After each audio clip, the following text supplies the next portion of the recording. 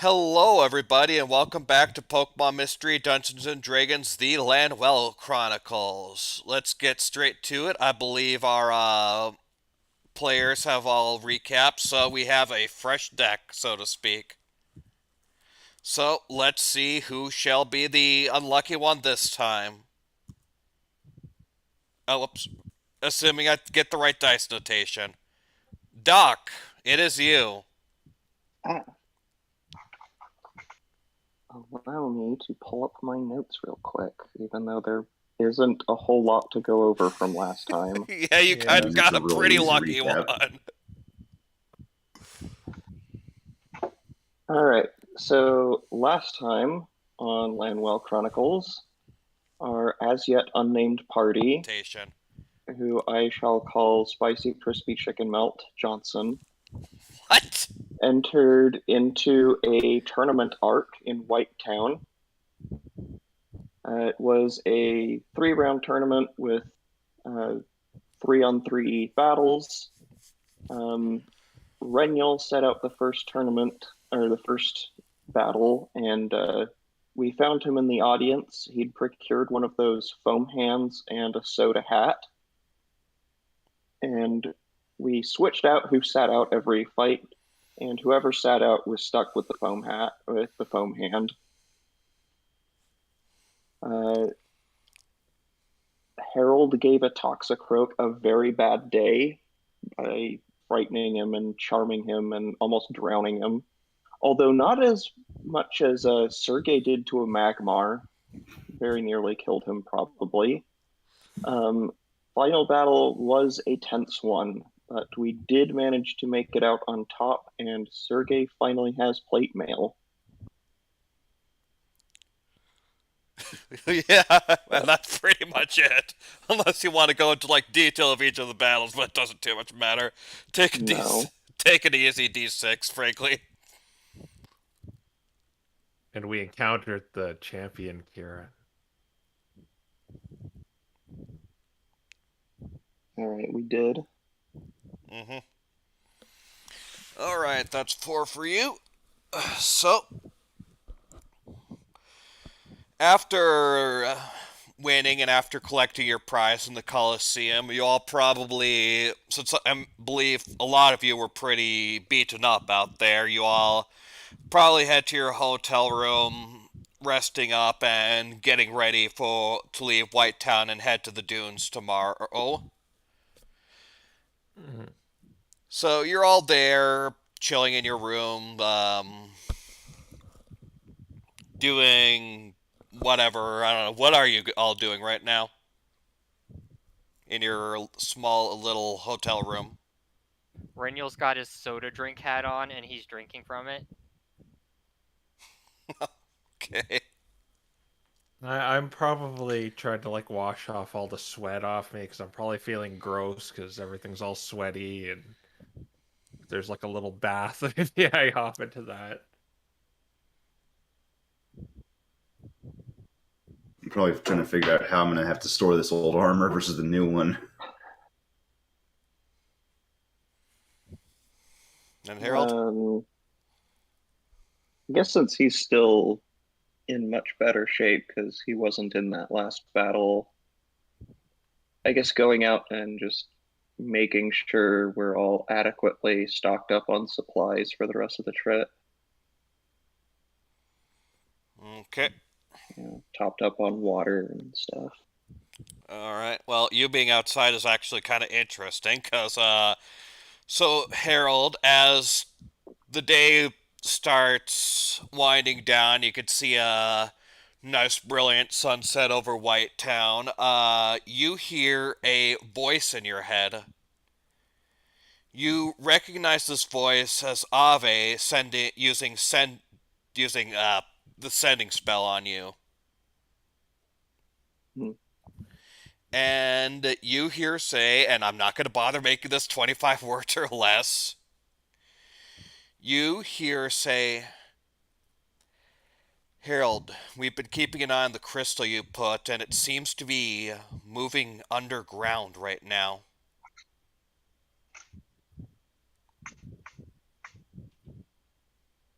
let's see.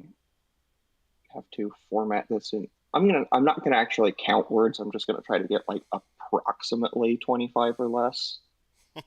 No, or if you get more or less, I'm not going to even be counting it. Um,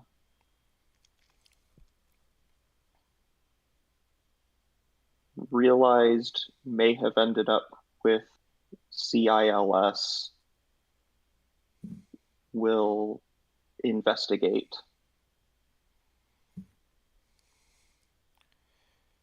Okay, you get one more response which says, check the sewers, middle, still under the castle, and that's when the sending connection cuts off.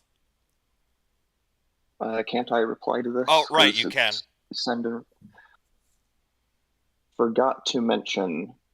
Hold on, I need to.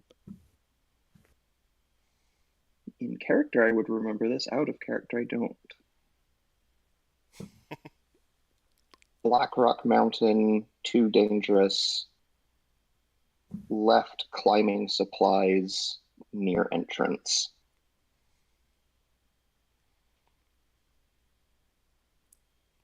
Understood. You're using a lot of spell slots on this. No, I didn't actually say that, but.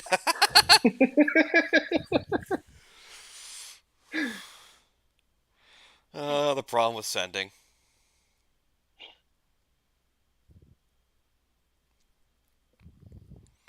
All right, that's what you base. That's what you hear. All right.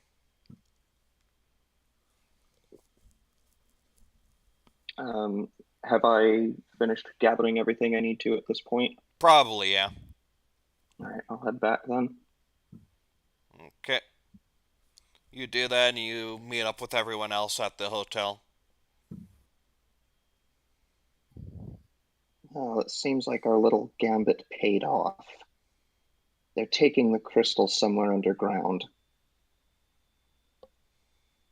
That quickly, huh?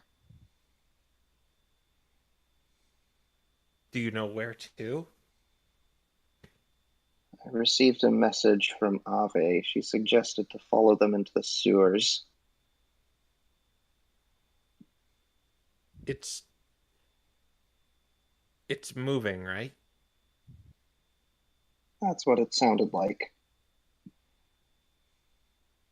Perhaps we could wait till it stops and then go?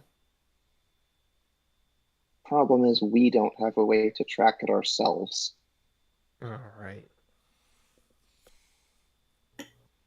And who's to say when they'll stop? Okay, but we can't be caught. Otherwise, we might lose it altogether. Right. So we have to go into the sewer. I doubt I'm much more enthused about this than you are. I don't think any of us are quite looking forward to a bit of sewer exploration, but like I said, I don't imagine they'll just stop. Oh, but another thing, weren't we supposed to leave to the desert? Likely tomorrow. Okay, let's. Well, okay. What if the worst comes to worst and we're stuck down there for more than a day, or they move it to another location that would require us to follow them?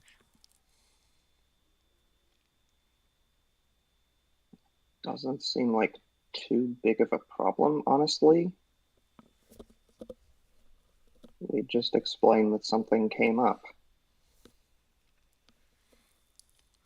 An inconvenience. Regardless, I think we need to get moving now while we still have a chance of catching up. All right. Let's go. I'm still a little wet. I guess I'm not going to use this plate armor quite yet. Well, we can probably give you enough time to put it on. You Do I we have suppose would. time? with Harold's rounds, I suppose he'd be able to equip it before then, right? Yeah, you've had plenty of Yeah. time to be able to don it. I believe. Believe don is put on. Mm-hmm. Right. We'd have to take off the old set and put on the new one, though. You still have So, plenty of time to do that. That's right. like 15 minutes. Less, assuming I'm getting help. Yeah. I believe we short rested at the Coliseum, right? I Right. mean, I imagine you short rested in your room, but Yeah. either I way, mean, you have short rested. So we did Yeah. roll dice at the end of last session, just so we didn't But- forget. Yeah, so that's an hour that was down. All right. Well, All right. um, does anyone know anything about the sewers here? uh, Okay. Harold and uh, Harold and Sergey, both of you roll me history. I want to say. All right. And they say intelligence is useless. Wow. I have expertise. I'll be fine. Okay, so another session I was in this week, I rolled 3 consecutive 26s on skill checks. What is going on here? Apparently, you've been sponsored by the number 26. Man, imagine if you could get sponsored by a number that high. Oh, well, thanks. All right, so yeah, you both are pretty much aware. Sergey, maybe it's something you heard of, like in a port town or while out on sea or something. And Harold, you might have heard it in passing or something like that. But there is a web of sewers below White Town. It's not very well traveled, but there's also nothing guarding or blocking people from going down there, just with the understanding that you're going down into dirty, dingy, gross, smelly sewers. Kids occasionally go down there to play, but otherwise it isn't too terribly dangerous down there, so to speak. And you have heard of where a couple entrances, like there's one in the southwest corner of the place, and there's one in the northeastern corner. I know a few places to get in anyway. There shouldn't be too much down there that's going to hurt us, although CILS could be an exception to that. Did we know which direction the crystal's moving? Harold shakes his head. Know of 2 places we can try looking, but we're going to take a gamble on that. Well, it was said it was under the museum, so let's try to go around there once we're under there.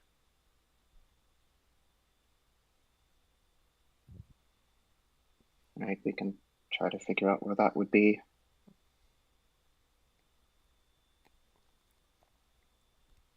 Yeah, I guess we're heading out to one of the entrances. Okay. Any specific entrance you fancy? So it was either the northeast or southwest. Yeah, northeast or southwest. Which part of Yes, town was everyone- the museum in? The museum is pretty much smack dab in the center. Oh, okay. And which one's closer to where we are now? You guys, southwest would be the closest entrance to where you guys are right now. I say we go southwest then, just so we're not wasting as much time trying to get to one of these ways in. Yeah. Yeah, all right. We'll look for a manhole cover with an image of the sun on it so we can ground pound our way in. Or here's a thought too. What if we go to the museum and ask to see it?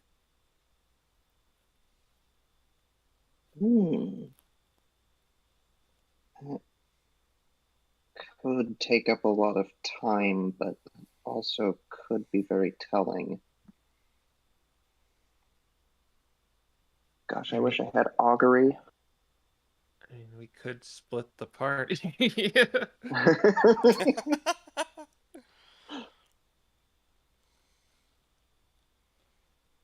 Gee, that sounds like a wonderful idea when none of us have long rested after a whole day of fighting. Tournament. Are there manhole covers? Or Pokemon hole covers? Monhole. Monhole covers. There's a specific.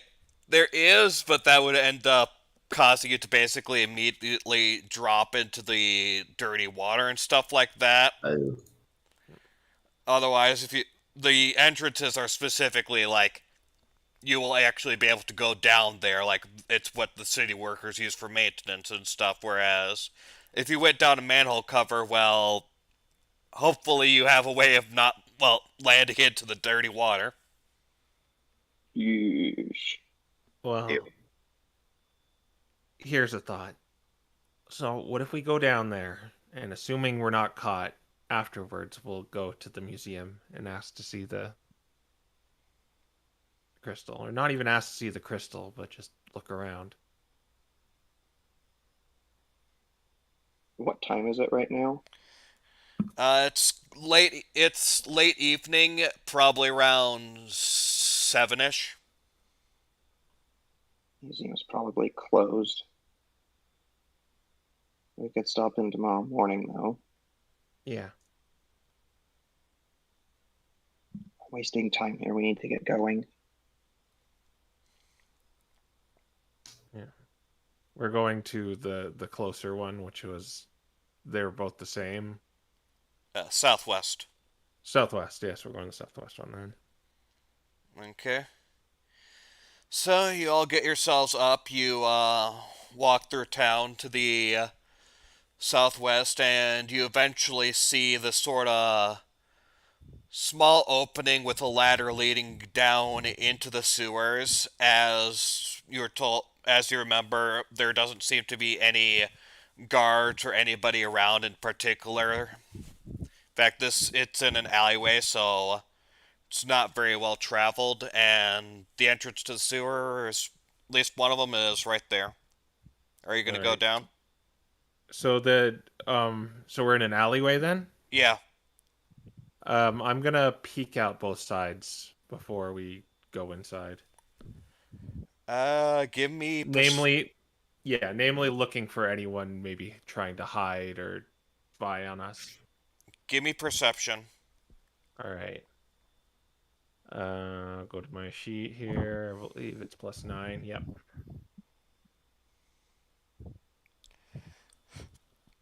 $15. You don't notice anything in particular. There doesn't seem to be anybody hiding or anybody waiting to ambush you. It seems this alleyway seems pretty empty. All right. So what I'm going to do is I'm gonna go in last, and I'm gonna put the bell alarm on one of the rungs of the ladder. Interesting. All right, I'll keep that in mind. All right.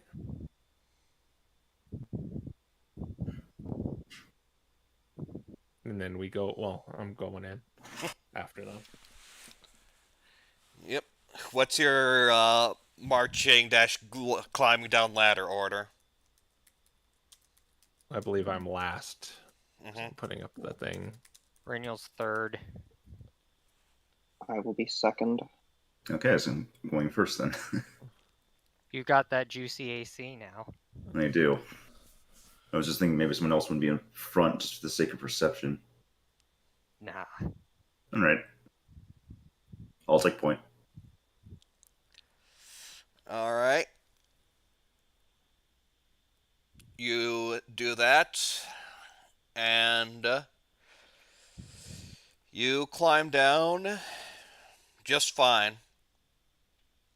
You reach the bottom. You seem to be in this sort of corridorish area that opens out pretty wide, and they're just not. Give me a perception check, or actually, what's your passive perception? 19. 14. 13. 11. Okay, yeah, you all go down there. Eugene last, and none of you seem to notice anything. The sewers are fairly quiet at this point in time, and yes, things seem to be fine. Now then, Is it just like a straight path? it's a little windy and twisty, but just give me a second. But it To doesn't branch. well, it does. I'll give you the map in just a second. Yes, the map. The map, the map, the map. No. Please, no. Okay.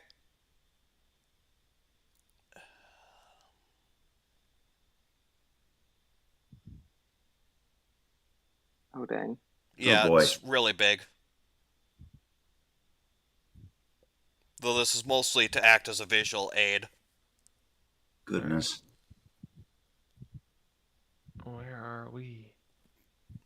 Very Southwest. bottom left. Uh, Wow. Okay, yeah, very big.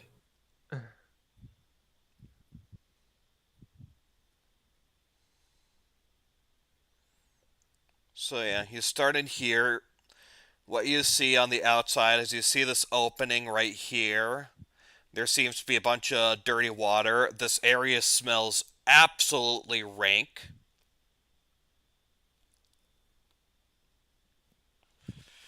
But how is... Oh, keep going. yeah, you are in the sewers. What does the floor look like? Is it like sludgy and It's not wholly covered, but there is sludge here and there on the floors. It's not altogether pleasant, though the sludge at the very least doesn't seem dangerous.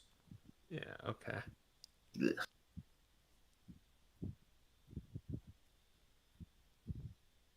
And I guess we're gonna go forward through the corridor. Yep.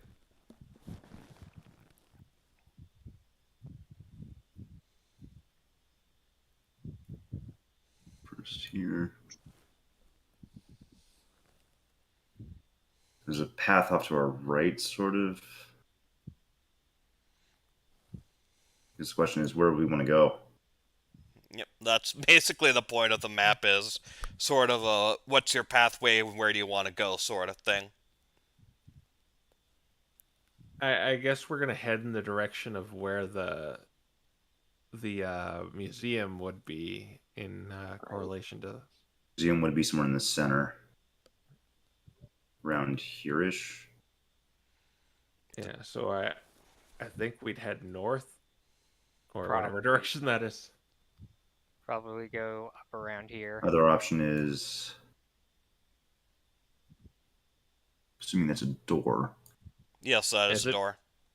Is it lit down here? Dimly. Dimly, okay. You can see a decent enough path if I were to draw something out, just potentially. Yeah, this thing will require you to climb, but you should be able to climb it easily. And yes, this the pathway you plan on going? It's kind of what I'm seeing, if you guys want to try that. But I know someone else something That along would this be me, direction. that go up along here. I can't tell if this is a walkable path or not. Other option is there's a It door here and here. This you could sidle along it, but if you're not careful when sidling along here, you may fall into the water. Okay. Yeah, I think we're gonna go this way. Okay.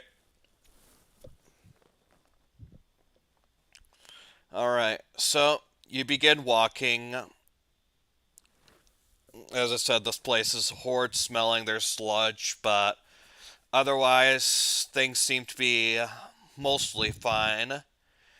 And eventually, as you reach right around here, I'd say, you once again get a message from Ave Herald, and she tells you, okay, it stopped.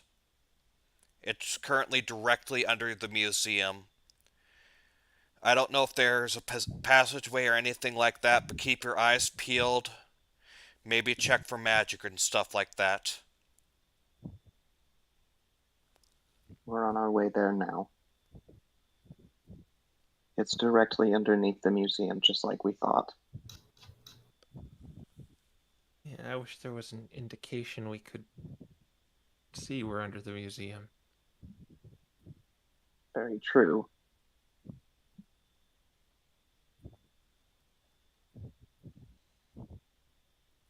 Don't suppose anyone has a good idea of where we're at. Maybe good estimate.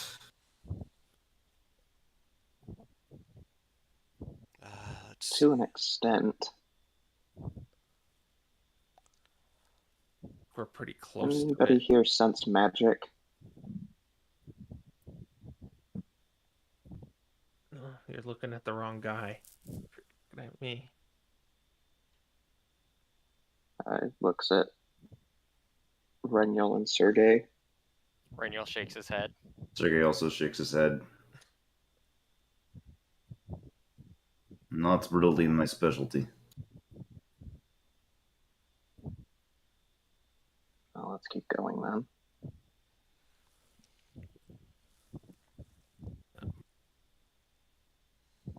I'll keep an eye out for any loose bricks in the wall, or just where it's not smooth and stuff like that. Okay. Are you doing that just as you're walking by, or are you like actively pressing on bricks as you walk across? I'm just keeping an eye out. I don't want to slow down the party. Okay. Or touch the walls in here more than is necessary. Yeah. Alright, and you said your passive perception was 19, correct? Yeah.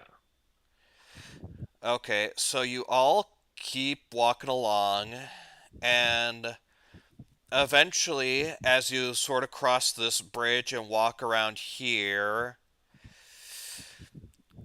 Eugene, you notice that this wall right here seems to be off. There seems to be the bricks seem to be like the bricks down here are very sort of there's a lot of it's not rust, it's what is that when it's like water on a bunch of water on stone? Lime? Wet. Lime, yeah.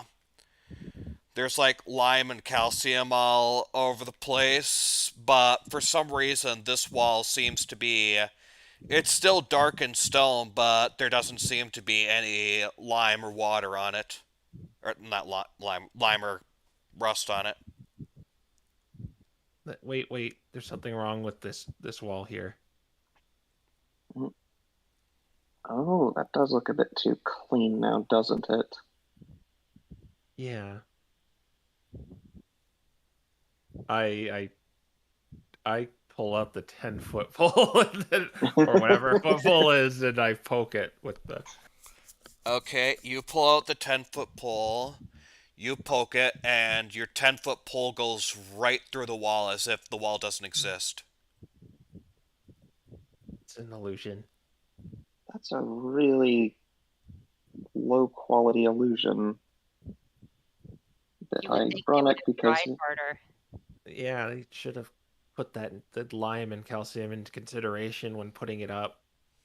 Perhaps they don't expect anyone to be down here. I'm gonna poke my head through. Okay. To the point where you can like see what's beyond the wall, right? Yeah.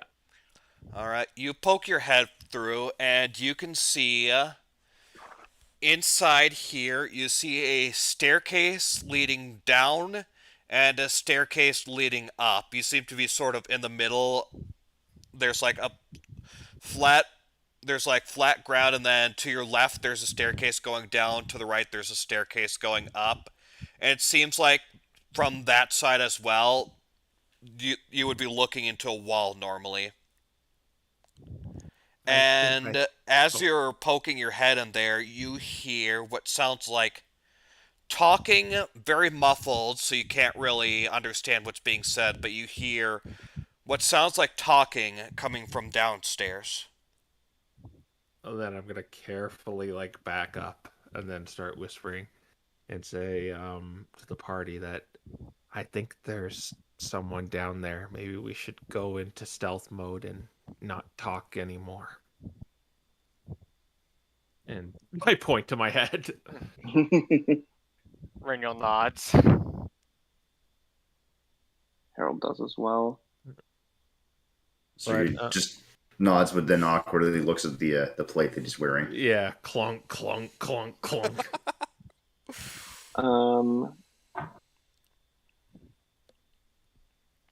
Harold is going to place his hand on Sergei's shoulder, pulls out his triangle, mutters some arcane words, and casts Enhance Ability to give Sergei advantage on dexterity checks.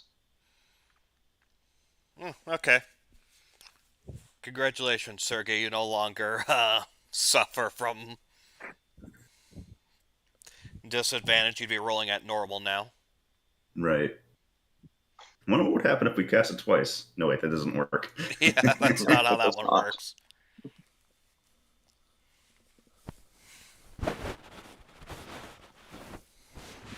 Okay, so you're all What? gonna try and stealth down the stairs? Do you want me to try and scout ahead? We're saying this in our minds now. Okay. Mm-hmm. Harold nods. He's also, just as a precaution,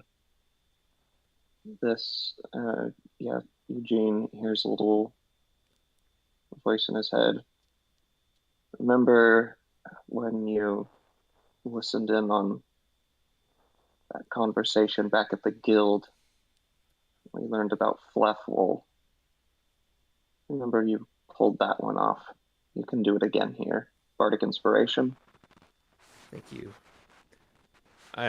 If things go south, I'm gonna blow in the whistle, okay? I mean, they'll only go south if I'm caught, so if you hear that whistle, Right. just come as fast as you can. Harold nods. All right, I'm gonna go ahead of the group and carefully go down the stairs. I'm gonna actually hold the side because I'm expecting like maybe the stairs will go turn into an incline and like send me down like a slide or something. Just before Eugene actually goes through the wall here or down the stairs, Sergey gets an idea, given that Harold just gave him the help. So he tells Eugene to wait and motions for him to come back. Yeah, he comes back.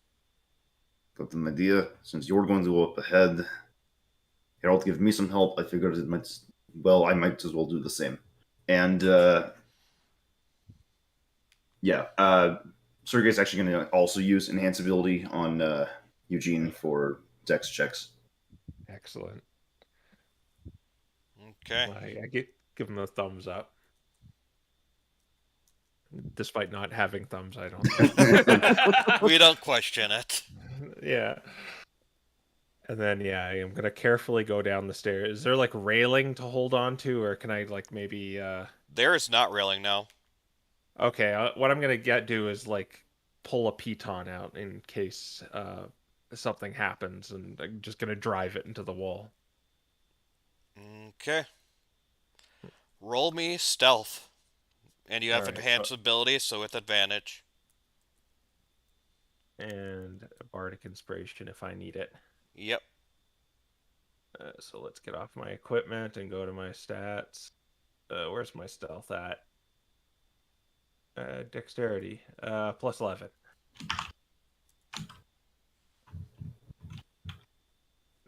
Well, I think I'm content on taking that, but yeah, I'll take 29. Well, you burned off a nat 1 that didn't matter. Yeah. Okay, so you walk down the steps. You are silent. You basically almost don't even hear yourself walking down. And as you reach the bottom, you are on this small sort of landing, and you are right in front of a iron door with a handle on it. The noise is coming from inside there. All right. Could I put my ear up to the door and hear a little clearer? You could attempt to. Yeah. Well, I'm gonna check if there's any like alarms or traps on the door, of course, first. Roll investigation.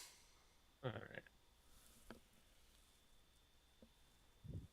My investigation's pretty good. Where is it? I was looking at my items. Where's intelligence? Plus 4.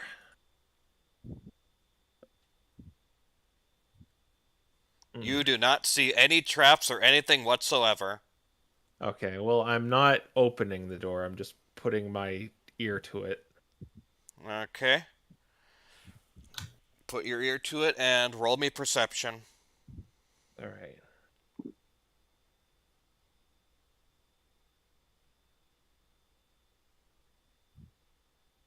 $18. Okay. As you put your ear to it, you can hear pretty much most of what's being said. First off, you can hear that there are. Let me check.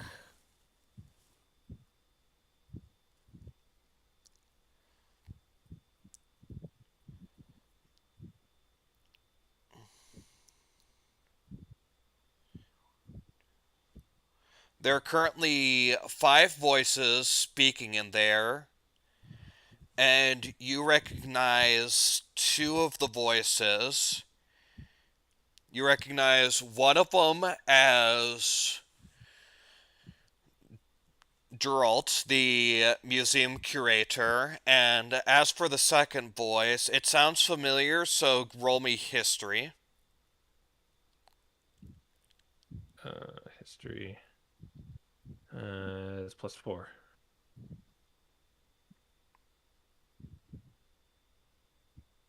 22.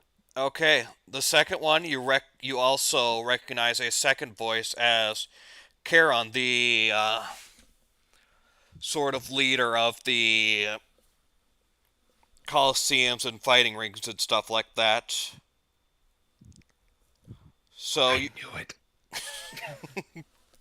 So you recognize those voices, and you hear what's being talked about. And welcome to I Have Terrible Voices again. That's okay. So you hear Geralt speaking first, and he says, I can't see anything off with this crystal, but I can't be certain.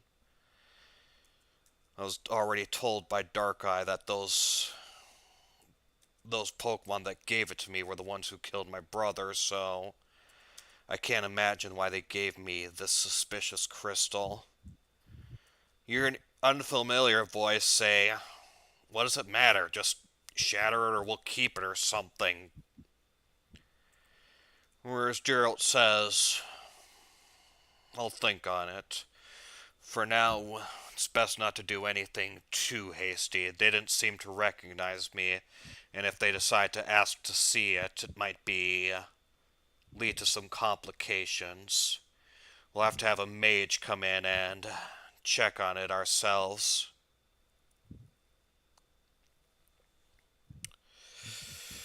You hear Charon say, what, do you think those guilds or members are like working with the Purge or something? And Geralt says, I wouldn't surprise me. The guild is more or less working for the Purge anyways. You all heard what I said. I was back in my hometown when the news of what the Purge did hit, and the guild made an official statement that they would be investigating it, but I asked around, as best as I could in any case, to the various members of the guild, and none of them were assigned to any actual investigation. I'm almost certain the guild is, at the very least, in the Purge's pocket, if not outright working with them.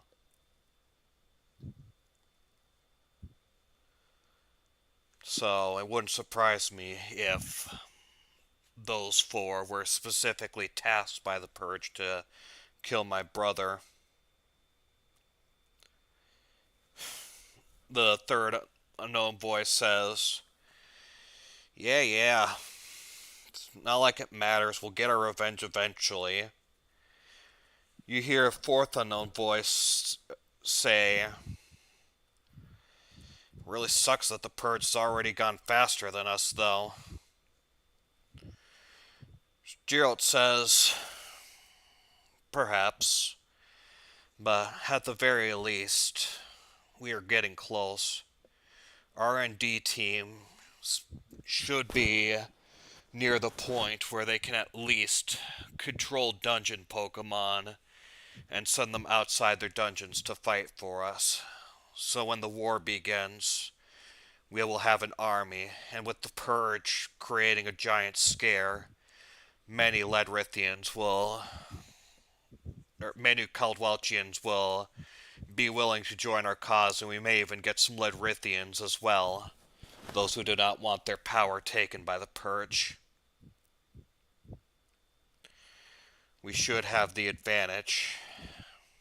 You hear Karen say, Yeah, doesn't surprise me. The only reason I'm here is because of the Purge. I don't care about your dumb war. We've been through this once before, and you know it didn't go well for us. But I ain't gonna let the Purge take away our powers, our abilities, everything that makes us Pokemon. So whatever it takes, I'll help you. You hear a fifth voice say, That's good. I'm glad you're willing to help us. Even if it ain't us specifically, at least you're helping. And Geralt says, So basically you're the same as the R&D team. May as well work with them, though I'd prefer your strength to be used on the front lines once it comes time. Karen says, I'll do what I'll do. Just so long as we can eliminate the Purge, that's all I care about. Your war and your attempt to establish Caldwell supremacy or whatever, that's your job. Very well. In any case, suppose for now we'll keep this crystal down here. Let's all head back out using the secret passage, and let's go back to our busy days. Be careful, all of you. That's the point where I bail out and start making my way back upstairs. Okay, give me another stealth. Did I break range with Renniel's telepathy? Reniel, what's... It goes through. Hang on, let me. I know it lasts for a certain amount of minutes after he's made a connection.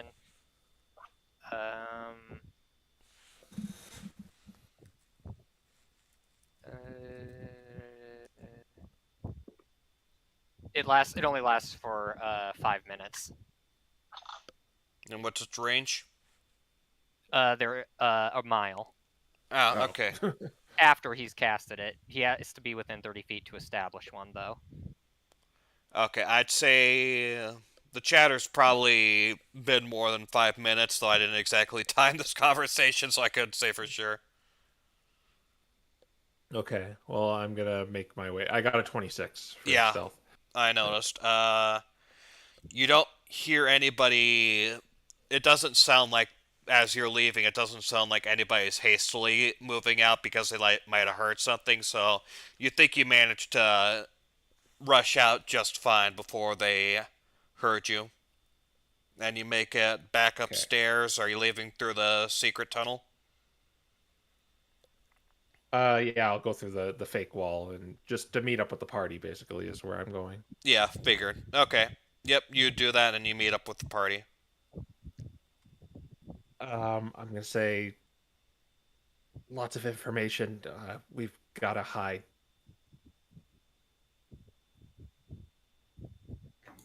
Um, hold on. Harold points into this area. What about in there somewhere? Yeah, let's go over there. And yeah, we'll go hide over here. Just like any like alcoves or Yeah, there is right there. You think that's a pretty good Let's try alcove to hide in? All all right. right. Though you won't be able to see anything from there, but you imagine you'll probably be hidden, assuming nobody goes that way. Yeah, we could still probably hear though. Fair enough. Okay, so you're all gonna hide there. Yeah. Yes. All right. You all go into there, and eventually you hear all. Just in case, everyone roll me stealth. Uh-oh. Oh dear. Oh. 6. 28. Oh wait, I get advantage. I get advantage. Thank goodness. You actually just don't have disadvantage. Oh wait, right. Oh no. Forget the second roll. 28, 3, and 20. Oh dear. Okay.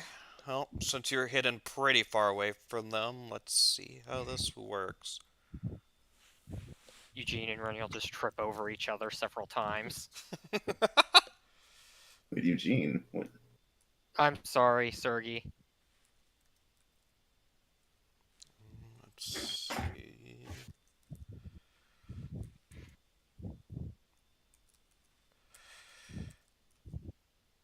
If only I had that second roll, 13 would have been way better. Okay. You guys hear walking. You hear most sets of footsteps walk away, but one set of footsteps does seem to be coming closer. Coming closer, and then it appears to be walking away. in, uh, in the same direction as the other ones. No, different direction. Most of them, it sounded like they were heading north. One of them, it sounded like they were heading southwest.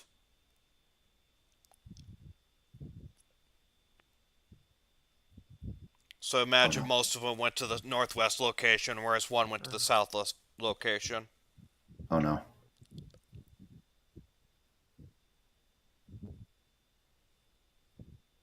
Let's go down there. Was I able to discern how many footsteps there were? Like how many people were Was there 5? Yeah. Or no, there was 4.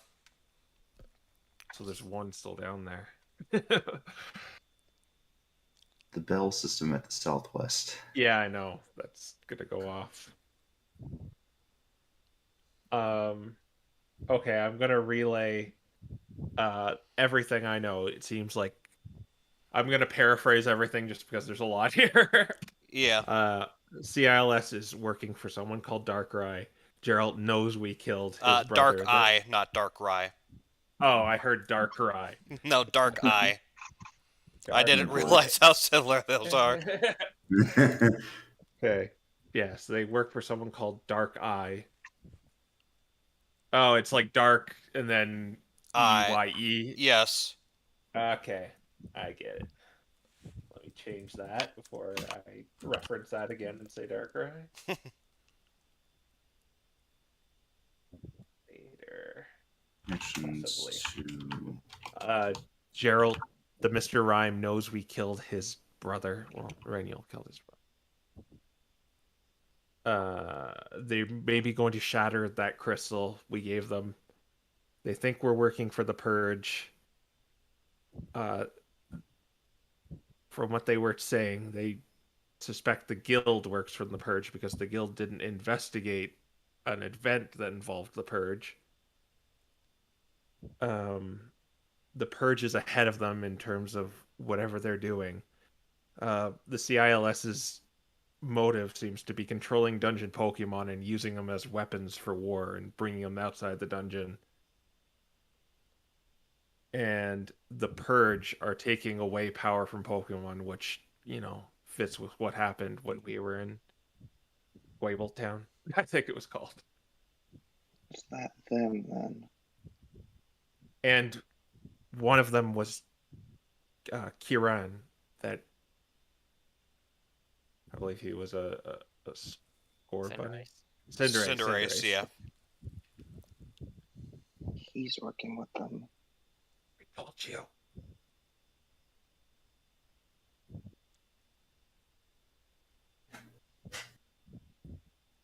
But I heard 4 of them leave. There's one still down there. Of course.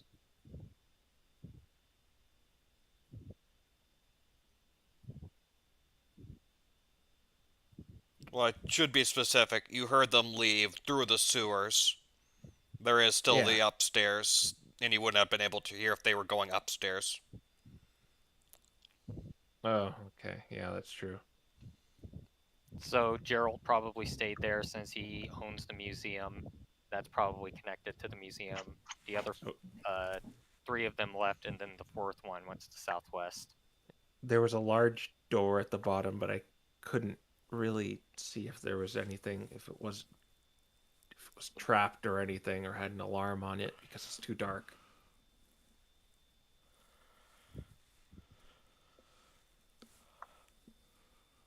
So what do you suggest we do now? Well, you set that alarm on the southwest. I suggest we head down there to try to cut off whoever, or at least remove the alarm before whoever passes by sets it off. Okay. I'm gonna try and do that. Though I don't think there's any way we could cut them off effectively. Well, we could go over here like that. From the sound, from what you heard, actually, it sounded like they were heading this way. It sounded like they were heading. Gosh darn it! Like this way. Okay, so down like this. Mm-hmm. So if we take our original path back, if we hurry, we might be able to get down here. Yeah, okay. I'm gonna use my speed to my advantage, I guess, and Yeah, let's maybe just have Eugene go ahead, since... And the rest of us will catch up. Mm-hmm. maybe try to make a distraction while I do this, and then I'm gonna book it towards the ladder. Okay. What are the rest of you doing while he books it to the ladder? A distraction, Anyone got any ideas? Clearly, what we should do is have one of us go out the door. Dracula, I know you're down here, you big freaking nerd. Where's my money?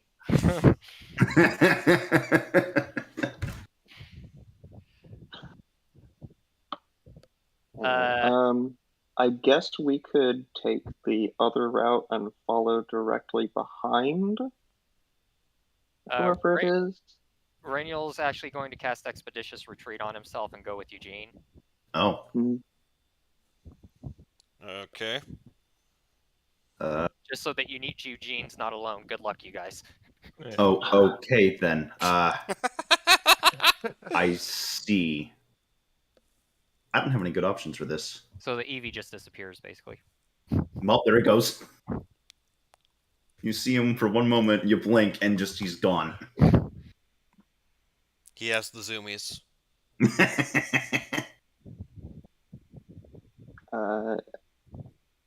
Harold is going to gesture to Sergey. Come on, we'll follow directly behind whoever it is they're following. Sergey nods and starts heading in that direction. Okay, so just to be clear, We're splitting the party. yes, you guys are heading down, or Reniel and Eugene are heading that pathway, while Harold and Sergey are heading down that pathway, correct? Mm-hmm. All right.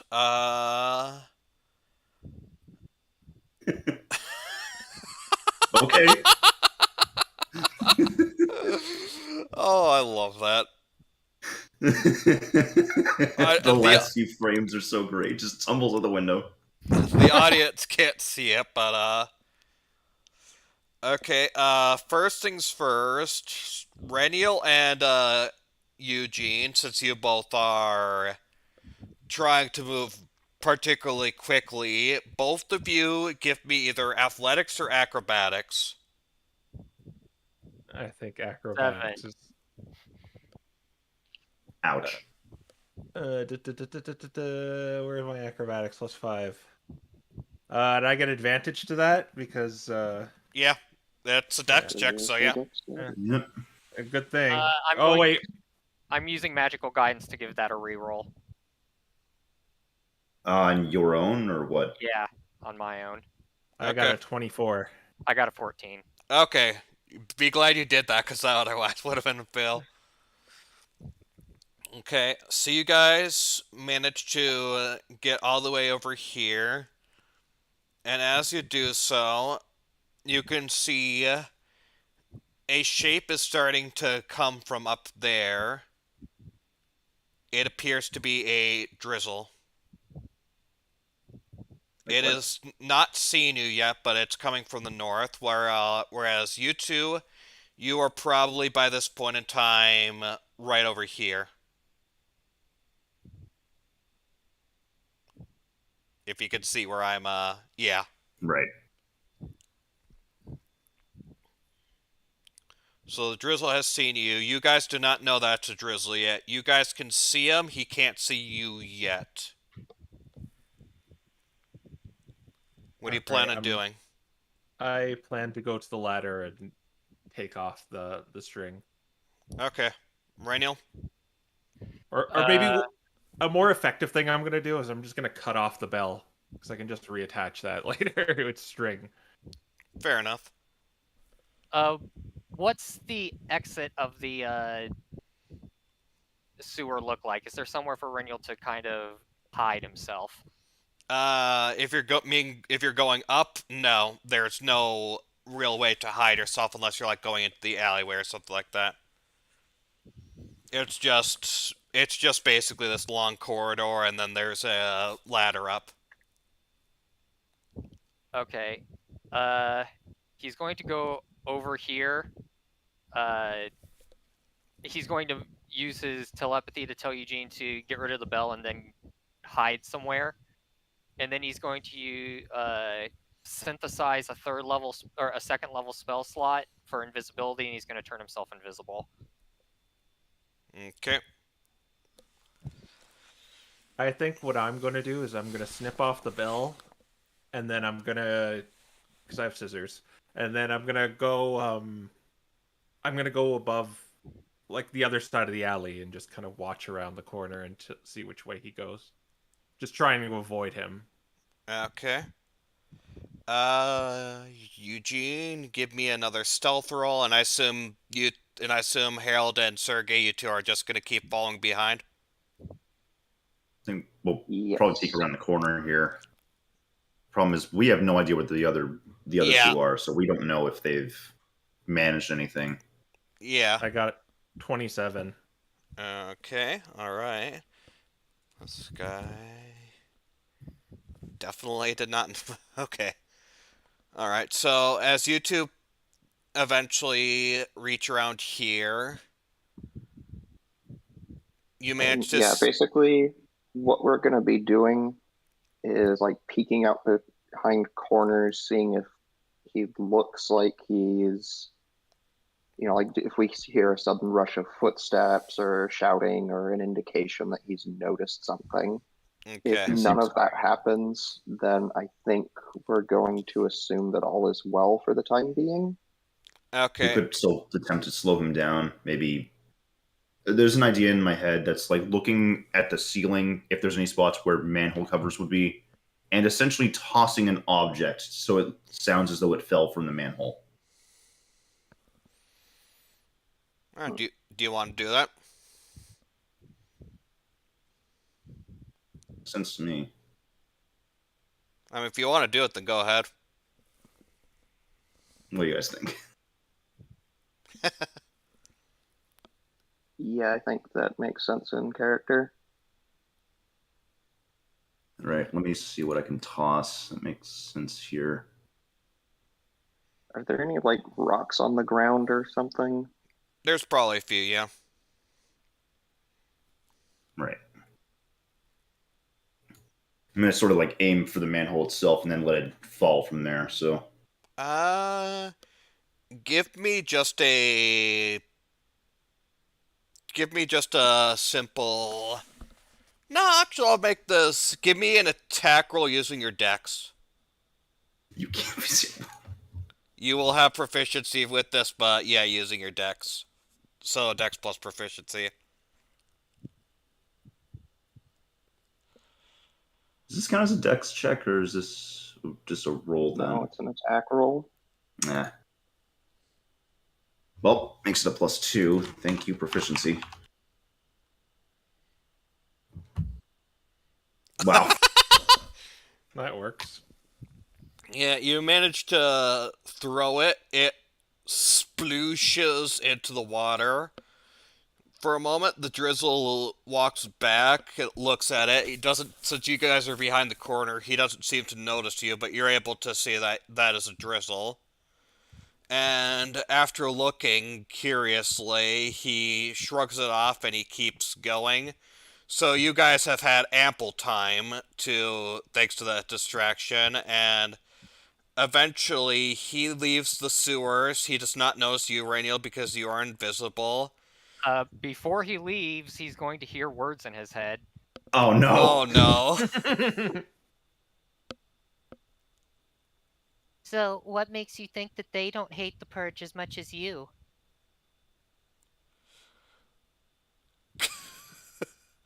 The drizzle stops and he looks around. What the? Am I hearing things? Ugh, I knew I should have left with the other guys. Rest assured, they hate the purge as much as you do, and they would like to see the purge dealt with as well. It would be wise to leave that crystal in its place. Okay, what? Who goes there? What's going on? Obviously, I'm not going to show myself to you, otherwise I will be probably attacked. But rest assured that we do not want the purge to get away with what they are doing.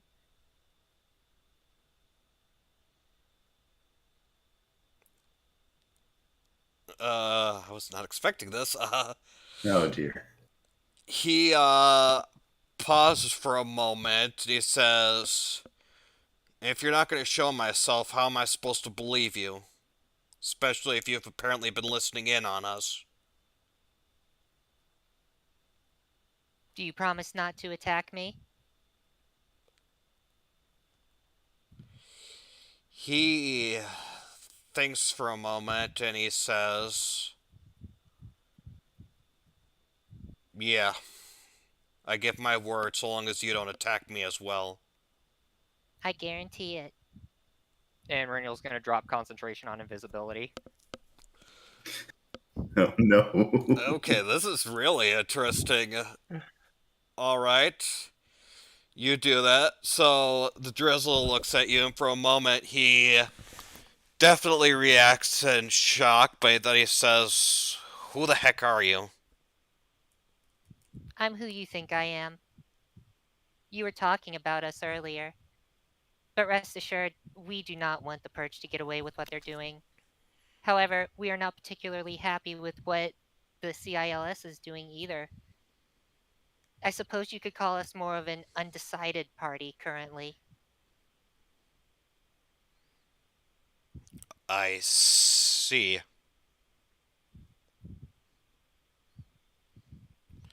And assuming I believe you, what's that crystal for then?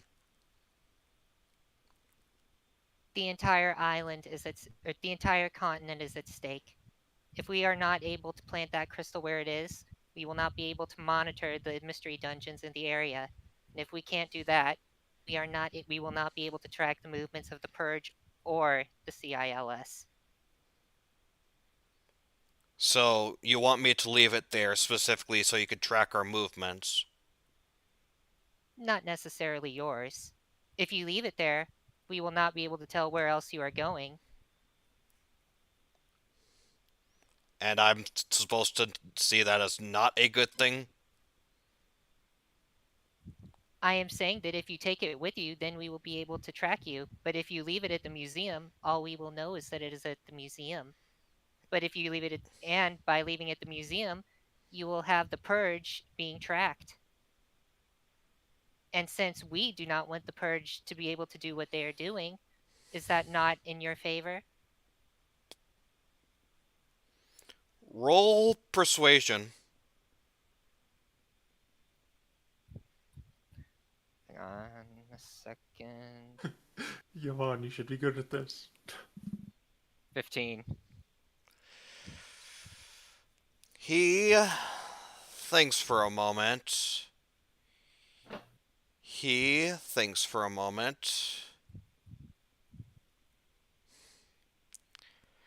And he says,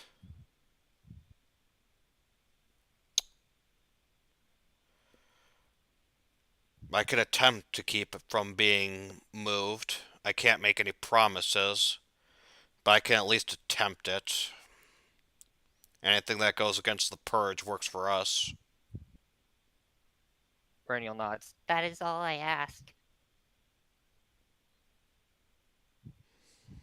Alright. Perhaps try to get the Cinderace on your side. He does not seem too keen on another war, but also wants the Purge to be dealt with. I am sure he would help.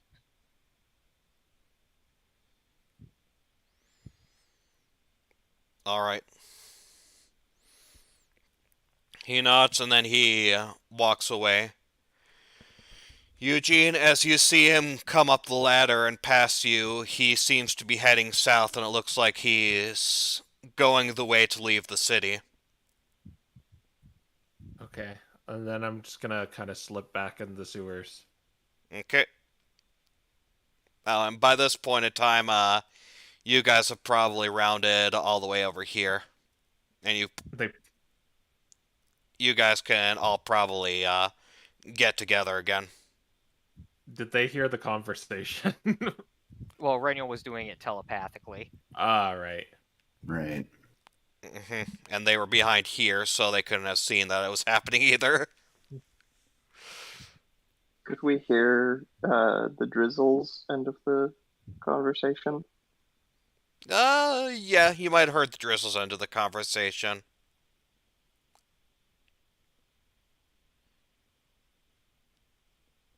Actually, roll me, both of you roll me perception to, yeah, both of you roll me perception, Harold and Sergey. All right.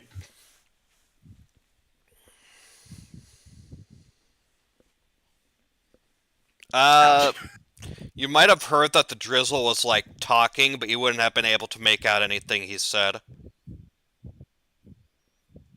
So for all you know, he could have been talking to himself. Overhear anything interesting, Reniel? Yes, I spoke with him.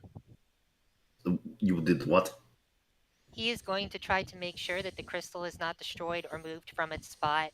I convinced him that it was in the CILS's favor that it was left where it was so that we could keep track of the movements of the Purge. You didn't show yourself to him or anything by chance, I assume. It was part of the agreement.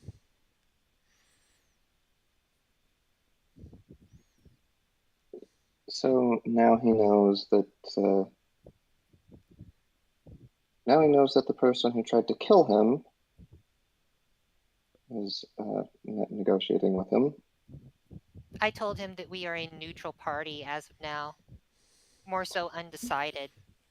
Was this the same drizzle that we encountered on the ship that No, Renwell tried to? Yeah, I was thinking the same thing. it could not have been that same drizzle because Reniel murdered that drizzle. I know, just I didn't know if he'd actually succeeded on that or not. wondering if someone always showed back up. So yeah, Didn't actually die. unless he has like a really good revival spell. No, and he didn't. Reniel, as you heard him, he didn't even sound the same as well. Mm-hmm. Well, to be fair, that they already know what we did on Tronfinal. Suppose that's true. Yes, they are already aware of who we are, so I saw no harm in showing myself to him, especially if it would gain favor in his eyes. Fair enough, I suppose. Seems a rather risky play. When you do not feel fear, it is easier to do such things. I still don't trust them, though. Oh, I do not either. And it's not exactly easy to trust anyone. We've seen both groups are capable of. Well, I mean, if you made an agreement with them, I don't trust it.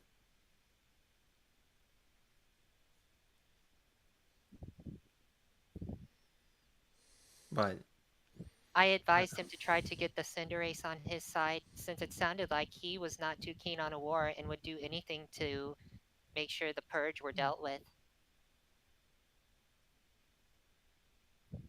yeah, I guess apparently the Purge are ahead, so maybe they're the more immediate threat.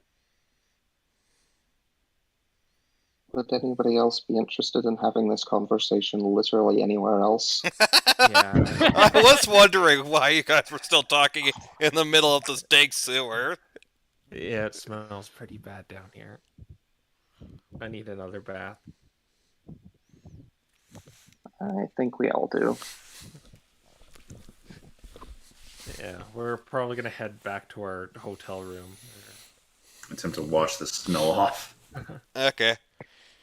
You all leave the sewers and return back to your hotel room, and somehow Reniel does not decide to make his cup of dirty deck water a cup of dirty deck water that is now empty Full of sewage water. and is now full of sewage water. Ew. I thought about it. I really Oh, Cup of dirty cholera water. did. Cup of dirty deck water filled with clean rain. No, it's not filled with clean rainwater. Oh wait, it is filled with clean rainwater. tainted with sewer water. Oh my gosh. But anyways, yep, you return to your hotel rooms. You all managed to get yourselves cleaned. The scent still probably lingers in your nose, but y'all managed to get yourselves cleaned. And do you intend on doing anything else? Being careful sleeping now. Oh, or gonna sleep and eat shifts in your hotel room? No. No. We're gonna lock the doors, Okay. lock the windows. Hide your wife, hide your kids. I don't imagine we were followed back to the hotel. Alright, you make sure double, triple check, make sure everything's locked up, neat and fine. And you go to sleep, wake up in the morning, everything seems to be fine. And you have achieved a full rest. Finally. We get half our short rest die back. And I'm gonna make sure I get to reorganize my spells because I'm still on Tourney Arc spells.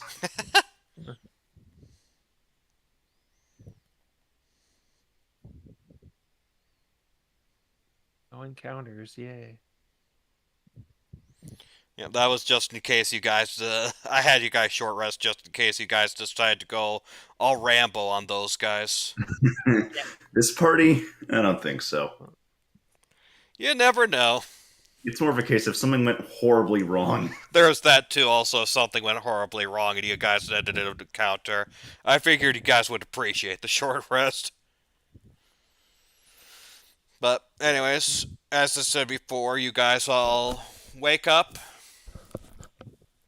Maybe a bit of sewer sense lingers in you, but otherwise you're all rested, well together, and as you sort of get ready and get started on your day, Harold, you hear another sending from Ave, and she says, I don't know what you did, but the crystal's back where it's supposed to be. Good job. Reniel had the crazy idea to actually try talking to one of them, and it seems to have worked. We do have a common enemy in the Purge, after all. Fair enough. The enemy of my enemy is my friend. Anyways, just to be sure, do you want us to take care of Blackrock Mountain?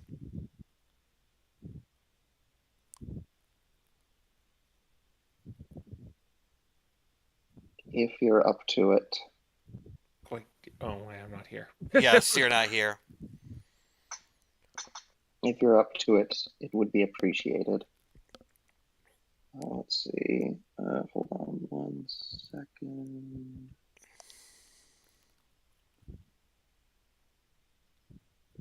Sure you don't want to discuss it with the party first? I can't. Yeah. Oh. This is sending, not let's discuss. We will handle the ravine. All right. Understood. There we are. Wait, which one was the ravine? Or do you mean the ancient? That was around here. Oh, okay. I'm going to mark down, but our current path has us going this way. So in terms of my disguise kit, could I pass myself off as another Pokemon with a costume? Potentially, it'd have to be a dang good disguise, and you have to disguise yourself as a Pokemon around your size, and don't light your back on fire, but you could potentially disguise yourself as another Pokemon if you've got one your size. Yeah, me too. I'll say like a Sandshrew, is that? Oh, Sandshrew? Yeah, Sandshrew would probably work very well. Because Cyndaquil is a shrew, so... Mm-hmm. But it's the fire mouse Pokemon. And Sandshrew is a mouse Pokemon. What's your point? I just got one little errand to run, and I get out my disguise kit and put on this Sandshrew disguise. Maybe put a little headband on him, or no, like one of those newsboy hats and like a little blazer, maybe like little suspenders. Not a bit much. It'll do. So what I'm going to do, and I'm gonna go to the museum. Okay. So, you go over. The museum doesn't seem too busy right now, but you are led on in, and what do you plan on doing? Was there like someone at the front desk? Someone talked to us at the front desk that wasn't Gerald. Yes, there was. Yeah. You could talk to him? Yeah. Oi there, sir. Oh, hey, little guy. What are you here for? Oh, I was just here to drop off this item here for the curator Gerald, and I'm gonna give him the signet ring. Oh boy. Oh, Oh, that's strange, but okay. I'll be sure to have it delivered to him. I think he lost it. I found it on the ground. All right. Uh, Good day to you, sir. Good day to you too. And I walk out like with a fine strut, and then like when I'm out of view, I start like running. My gosh, that is one massive power play. Okay. You oh my god. You eventually return back to the hotel. Yeah, and I take off this disguise and shove it in my disguise kit. I hope they don't take that as a threat. oh man. Well, they already know he's not in this world anymore. I just figured I'd return it.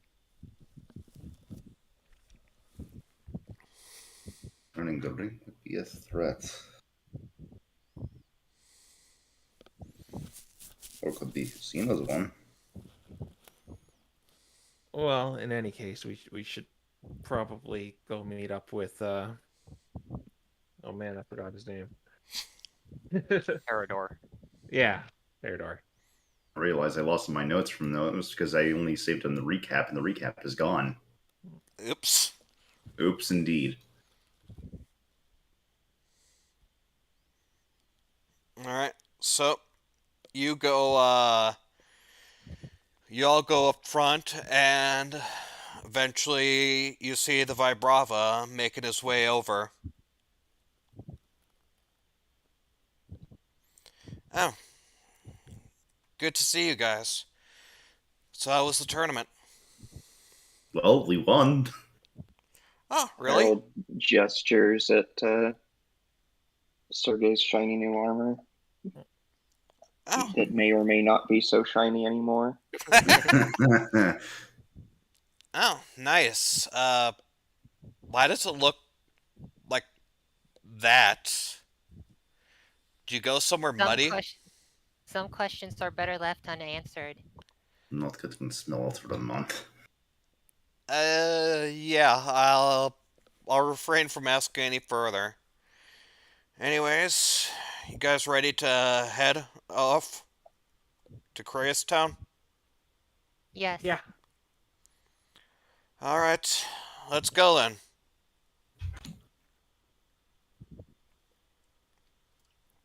And it is adventure time. All your friends. Alright, so you begin making your way across the wide plains.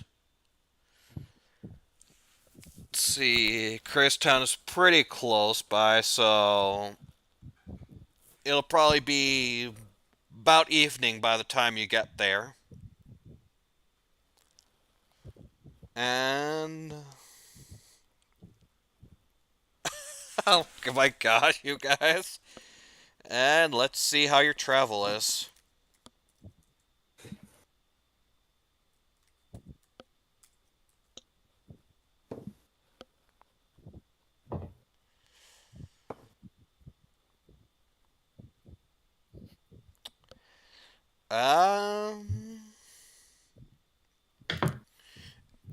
Perhaps as an omen of what's to come, as you guys begin traveling, the sun in the sky becomes really bright and really hot. Especially since you're pretty far up north, so it tends to be hot around this time of year, and it is sweltering out. Umbrella comes out. Yeah. Eugene, you probably don't mind, but Sergey, oh, and Harold, you don't mind because Cloud9 is actually useful in this campaign. But sir, I wish he had more Pokemon moves. I wish I could just douse myself. but yes, A nice breeze would be appreciated, Sergey. I mean, You can do that, you know. I always forget about it. I guess we can just use the Wind Waker and make the breeze. okay. You play your fancy baton, and make a breeze, and as you do that, Terrador looks to you and he goes, "Oh, that's a fancy thing you got there." Funny enough, we found this during training. Oh, training dungeon had something like that in there? Mm-hmm. Oh, dang. Wish I actually took the chance to go find it. I just pretty much went on the beaten path, didn't feel like doing too much fighting or anything like that there. It also had a bunch of skeletons in a pit. Yeah, I try to pretend that isn't there. I still don't want to know the story on that one. Far as I know, it isn't anyone from the guild, at the very least. Could maybe just be a feature of the dungeon and they're not real. Could be. You can tell from the way he says this that Harold doesn't think that's the case for a second. Well, as you say that, he says, "Yeah, it could be." I didn't investigate it too heavily, and I didn't really ask questions. Out of character. Wow, so just like any member of the Freelance Guild. I was very tempted to say, oh, maybe we should start asking questions. Oh boy, we're spitting fire today.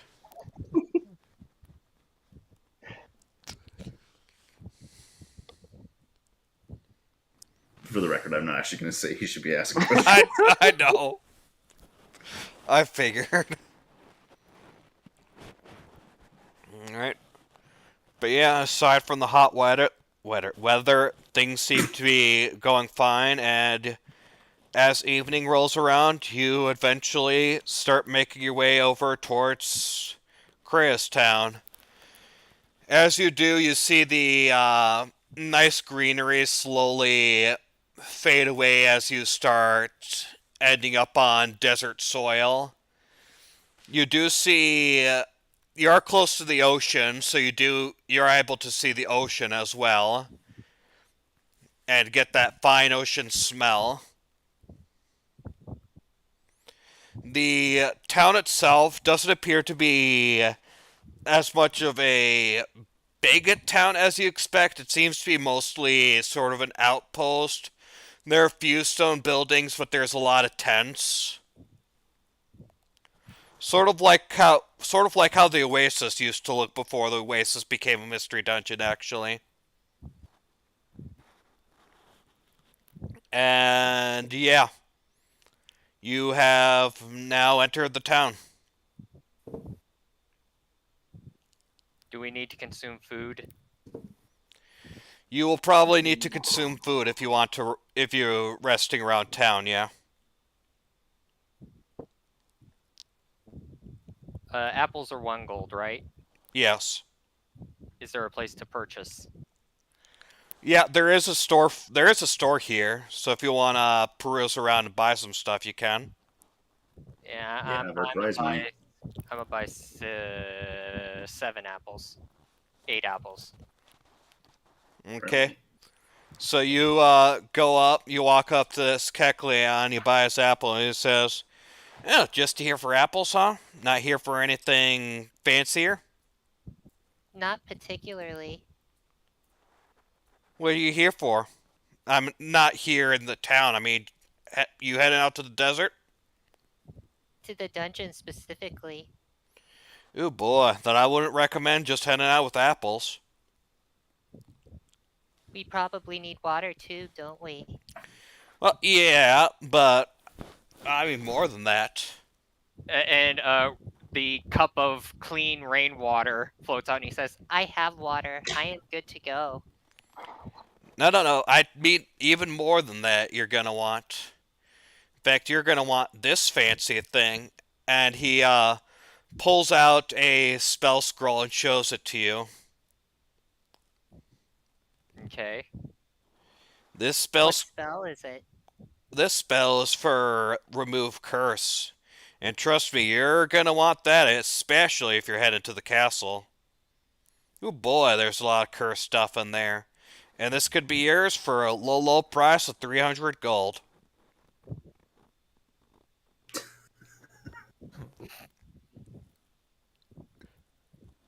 I'm buying 6 apples, by the way. Okay. We would have spent 1 or 2 today. Just getting here. You would have spent 1 because you were given food before leaving the Okay. In that case, In. I'm not going to in actually that buy case, any only apples. 7 apples." Yeah, I'm buying 7 as well, if I have to use them. I'm not going to buy any. I'm gonna ask him what kind of curses. It ain't anything. It ain't like there's a giant curse there, at least not as far as I've heard. But some of the equipment in there, if you put your hands in the wrong chest or if you grab the wrong thing, you might get it stuck on your hand and it ain't coming off anytime soon. That sort of curses. Well, I guess as long as we're not greedy, we can avoid it. But what if we find something really nice? Well, we wouldn't be getting it anyway because it gets stuck to us. If you said something was really quiet, Doc. Oh, Harold was talking to himself. Okay. What we can actually do is we don't have to touch them. We can just... You have a cloth. Or it's something really nice. We remove the curse. We get to keep it.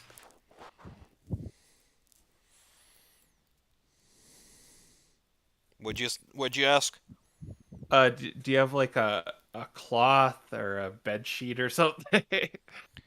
I mean, I do, but he points to the scroll again. You could tell he really wants to sell it. That's only good for a single use.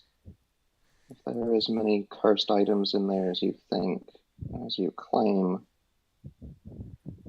that isn't going to help all that much in the grand scheme of things. Fine. He pulls out a cloth and hands it and says, 2 copper. I give him a silver just because I don't have copper. Oh, I'll take that too. There's your cloth, but don't come crying to me if you get your arm bit off by a cursed item or something. Sergey's just kind of standing there thinking, you know what?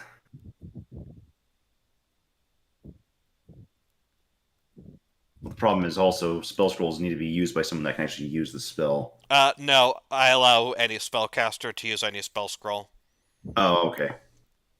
Well, in that case, more so. I'm actually going to grab it.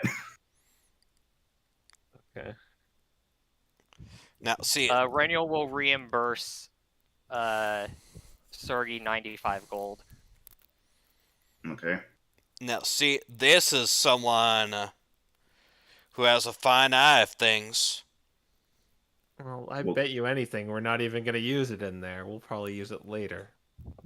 Look, there's no such harm in having a little bit of safety net. Also, maybe we'll find something nice. I have to agree with Sergey. Having a safety net would be beneficial. Just remember, we only get one chance with it. Alright.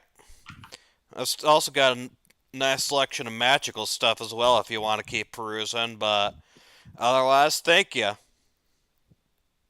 What do you have in terms of magical stuff? Well, I have these right here that I will post in chat just so that I'm not actually saying everything.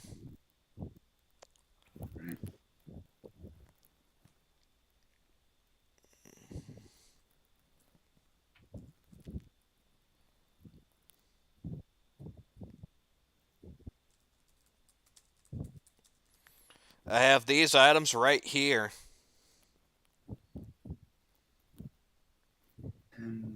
Oh, 1+ stuff. Ooh. Oh, You get a lot of neat stuff from exploring the ruins out there, so I've got magic to spare. I no longer regret taking the scroll.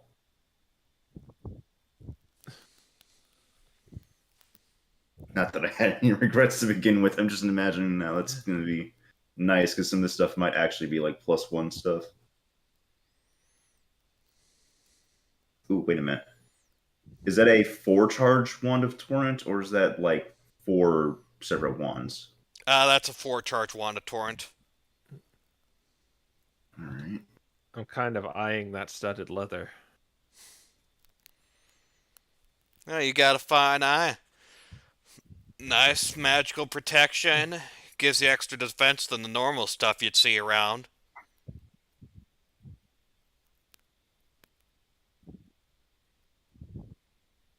Harold's eyeing the long sword, and he looks at the one he's already got, and he shakes his head. I'll take the shield. Alright, you want the shield? That's perfectly fine. That'll be 8 gold. Harold hands it over. And I'll take the studded leather. Alright. He hands you the studded leather. Is he willing to buy back Harold's shield for anything? I'm going to ask the same question. Okay, give me a second. I should have actually thought about that. Whoops. I assume you don't want it back, Sergey? Hmm? It was yours. Do you want it back? Oh, no, it's totally fine. Okay, he'll give you the shield back for 1 gold. And the studded... I'll go ahead and give the 1 gold to Sergey because it was his. All right. Okay, and your initial studded leather, he'll give 10 gold back for it. All right.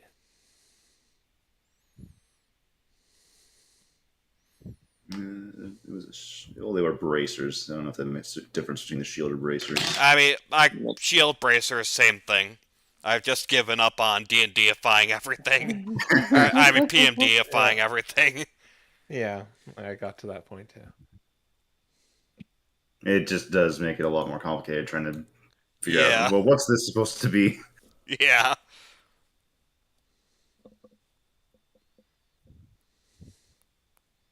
Think there's anything else we'll need? I say that to the team. Tirador says, I've never been in the castle, so I can't help you there.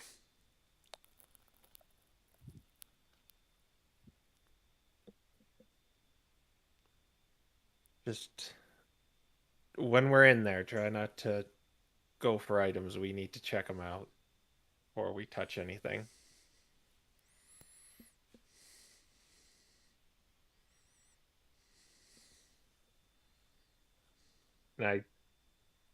Yeah. I still have this unknown poison that I haven't identified yet. Right, still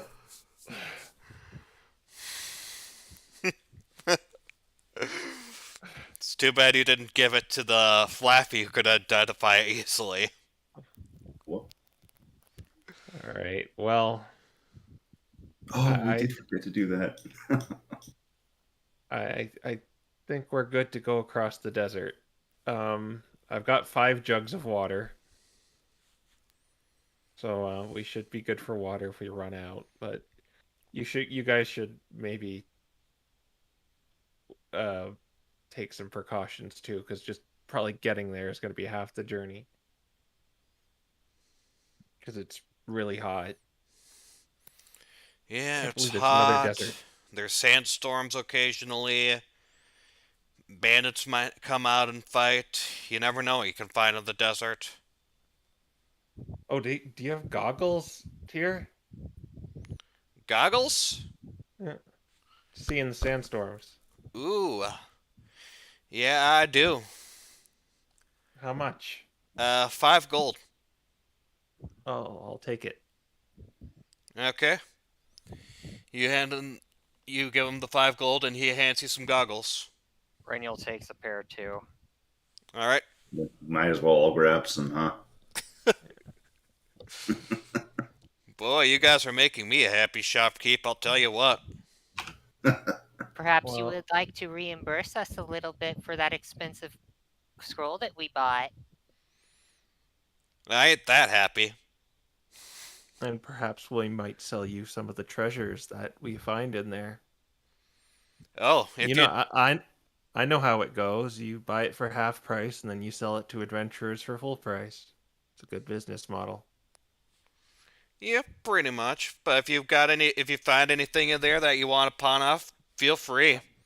I'd be more than happy to sell it for you. And I That- might give you a bit extra coin just for Well- being some good customers. That We'll is if definitely you keep both of them in mind. that is if you maybe reimburse us, or maybe we'll go to another Kekleon.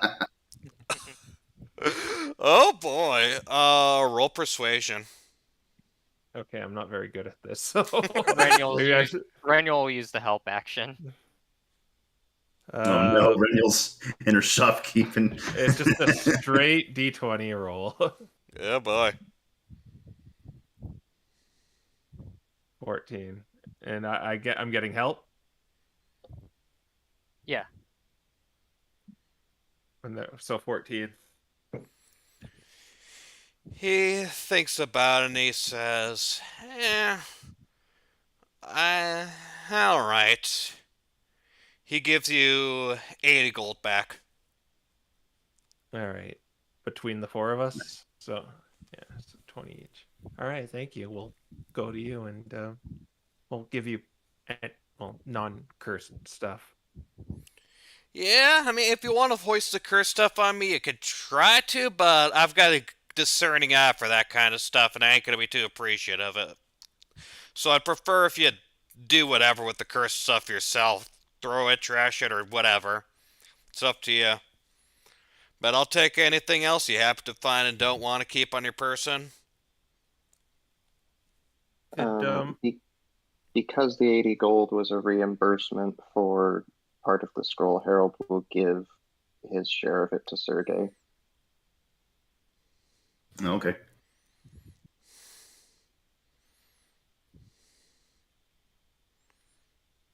And then I guess we're done here. Thank you, and I give him that candy I've been holding for like the whole campaign. You give him the what? The candy I got off of what's his face? That War Turtle's like coffee table.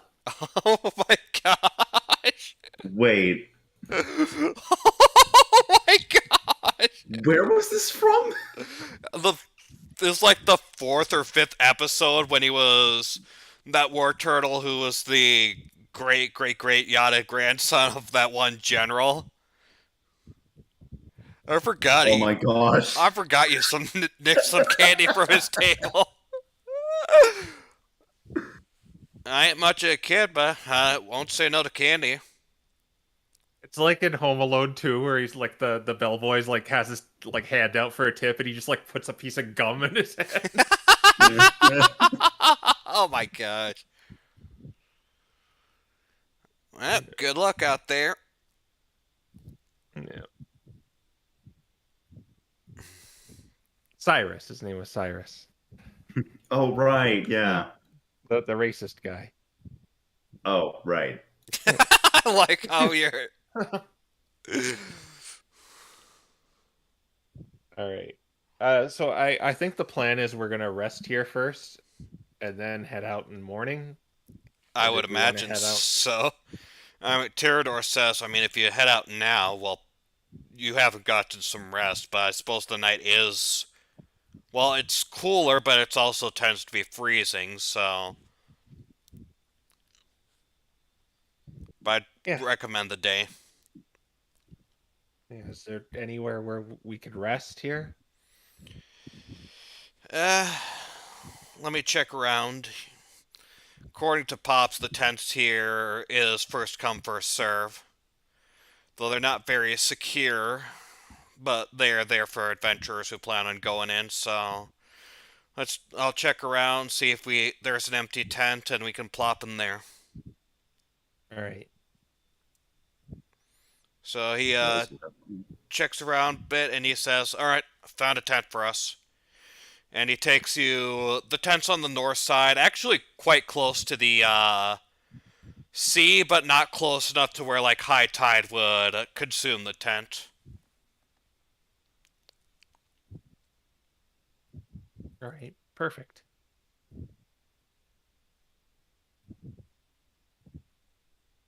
It's been a good while since I've been able to smell sea breeze.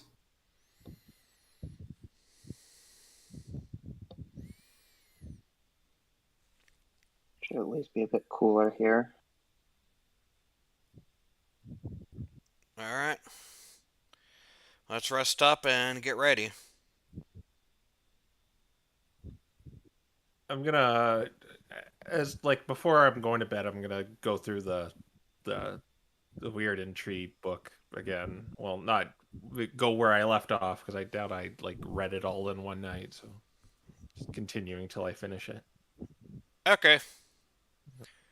You do that. Nothing too insightful, but it is an interesting read at the very least. Yeah. Pretty much just trying to digest the book, maybe taking some notes. Alright. And yeah, you rest, you wake up in the morning, and you're ready to start heading to through the desert. Oh, do we get our own like little Rafa hats and like? And now, unfortunately, you do not get any hats or anything like that for going into the desert.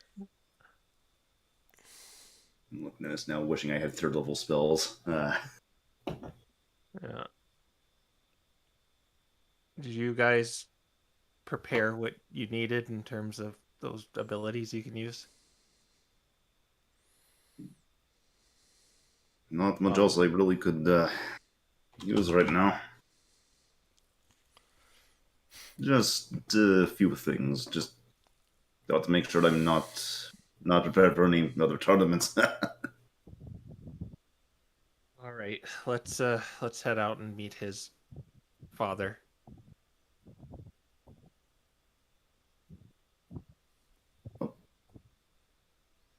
Alright. Follow me and we'll head to see Pops. Yeah.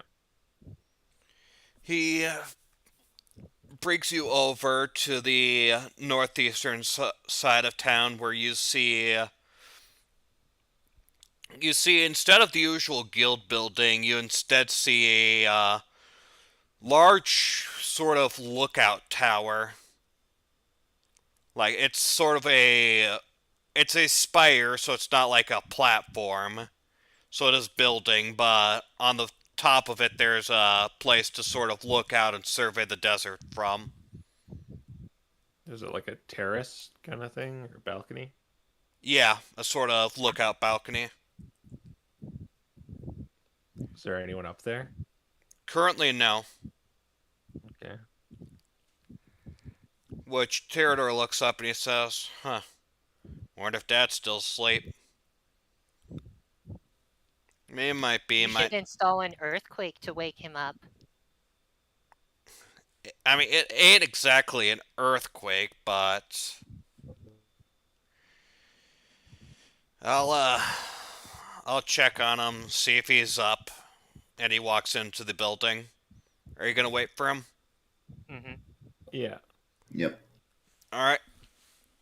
It takes a few minutes, but eventually Terador comes out and you see a Flygon next to him. And he says, "Alright, everyone. This is my pops, Calgoot." I might And need to know how to spell that one. yeah, let me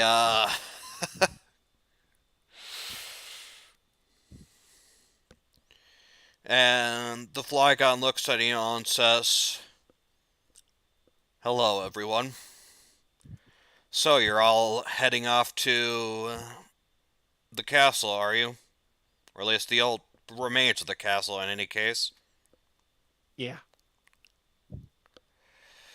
Alright. Well, do you have any specific questions or anything you want to ask before I point you off in the direction you need to go and send you on your way? What's likely to kill us? Uh, that's a good question. On the way there, heat exhaustion or random bandits. Inside the castle itself, what's likely to kill you is, well, cursed items, suits of armor that randomly come to life, or treasure chests that randomly come to life. So our best Sergey bet just is kind of looks at. Sergey just kind of looks at Renyel. I told you. so our best bet is probably to try to avoid interacting with things as much as possible. Still curious. Yeah, or at least be careful what you trust. Check everything to make sure it ain't gonna come to life. Listen, investigate, be very keen. Also, be careful walking on sand unless you see something sticking out of it.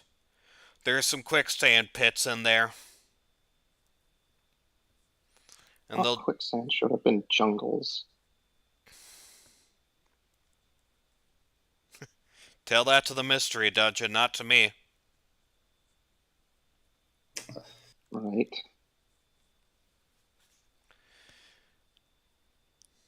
I But hear the cursed items there bind to you on contact.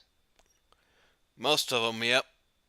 And some of them in the treasure chests that won't attack you, some of them will be laying in there, so if you're opening the chests, open them and be very careful.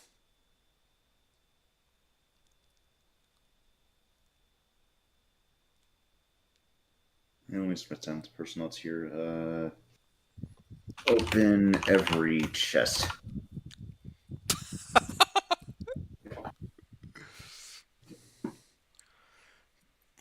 Though, even if some of them are trapped, the place is pretty treasure filled, all things considering.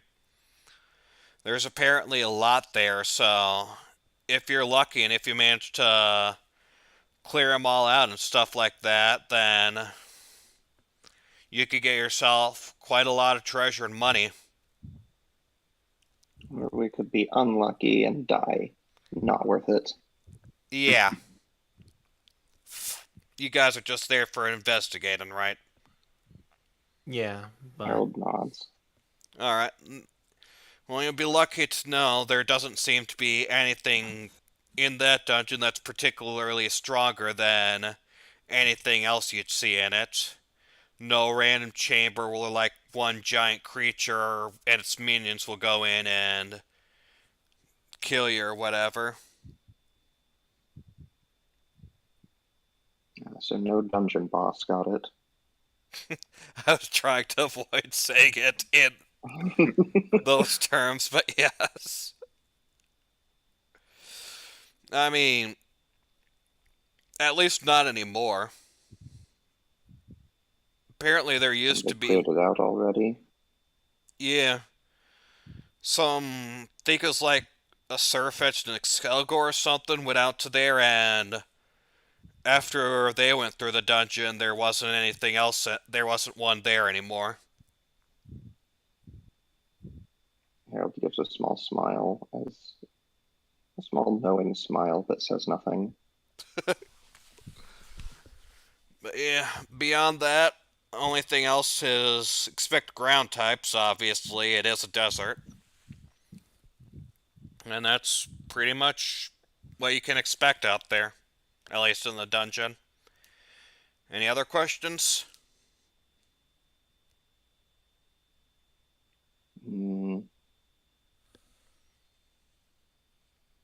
Not as far as I can think of. Anybody else? No. I think we've got all we need. Alright, then good luck out there. Terador, if you can escort them over to the castle. Terador nods and he says, I'll do it. And Calgoot says, alright, it's just a straight shot northwest of here. Just try and be careful on your way out there. East. Yes, east. I always get west and east mixed up. Me I too. think I get left and right mixed up somehow.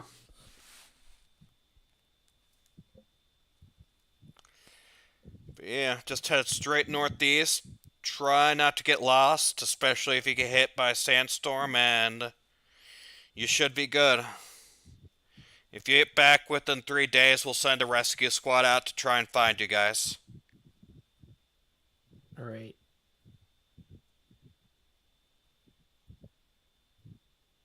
Right. I guess we'll head out. Okay. Yeah. You all begin making your way through the desert. So, Travel sequence. yep, travel Woo. sequence, and here's your mood music. Whoops, that is really loud. Let me Not lower for me. passive aggressive for a second. Oh right, I forgot to bring it in. Not in here. Oh, I was hearing it on your end. That's why. Oh goodness, it was loud. Sorry if that showed up in the recording, which it probably did. Oh dear.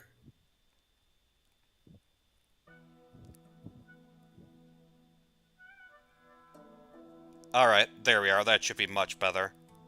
Some mood music. Alright, so you head into the desert, and dunes. You see a bunch of dunes, a bunch of sand. Sand, and sand as far as the sand can see. You know what? I have some opinions about sand. Oh my god. Don't I say it. I actually really like it. You can like make sand castles, and you can make them very detailed. I'm refraining so hard from saying the line. I really want to. And then I honestly can't understand how anyone would like to live out here. Well, I wouldn't want to live out here. I just like making, I don't know, bases for my miniatures. Just do that at the beach. A lot cooler over there. Oh, I used to make them in snow. Huh. I think snow holds together a lot better than sand, but yeah. Yes, So, I guess- sand only really holds together if you manage to get it by the sea where it's compacted with water and stuff. Otherwise, it'll just fall through your hands. Yeah. Really rough and coarse. Alright. But anyways, you make your way across, and by about midday, you see off sort of to the east, you see an oasis.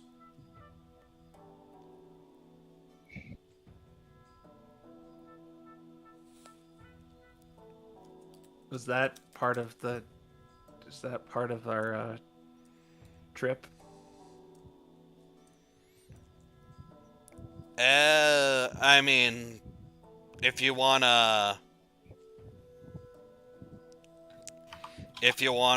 refill on water, I guess, or if you just want to take a quick drink, it is midday, so if you guys are parched, you might want to take a drink from it. Well, we can drink and then refill there, I guess. But he looks at it. He's like, huh. I'm not sure. Remember an oasis over in that direction. It may be a mirage. How could we all see the same mirage? That makes no sense. So is it just water that we see? Like, that's it? Yes, just water.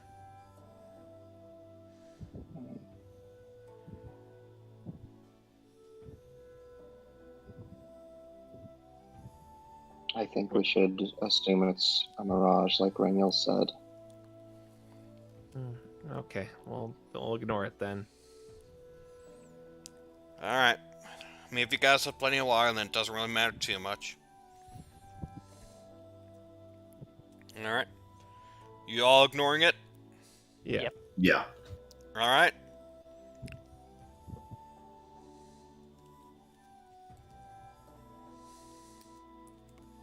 Okay.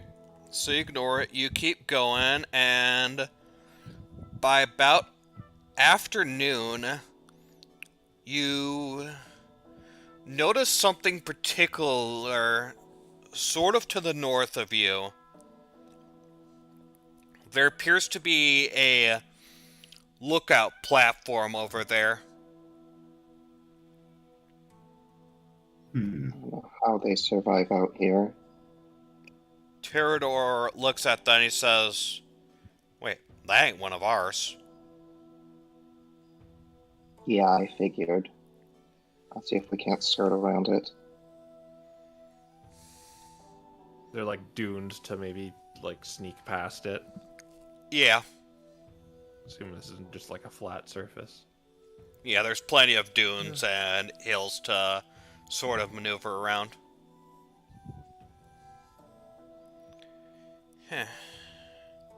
Wonder if the bandits decided, though it's really odd that they'd make a lookout platform that we could see. Might have to remember where that is and tell Dad about it, have him go over and take care of it or something. Yeah, I'd rather not deal with bandits right now. I mean, if the area is known for having many bandits, then perhaps they're getting a bit bold. Maybe, yeah. Alright.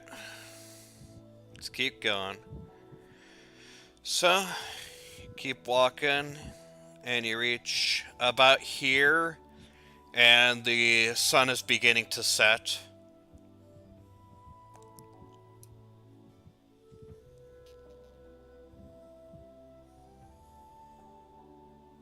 Ugh.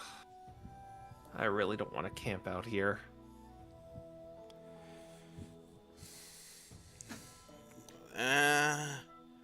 We're getting close to the castle. If we push it, we'll probably still hit night, but we might be able to get into the castle at night, but then we'd be resting in a mystery dungeon. Yeah. That doesn't seem like the smartest option. Well, we don't have to rest in the mystery dungeon. We can rest by it. There's that too.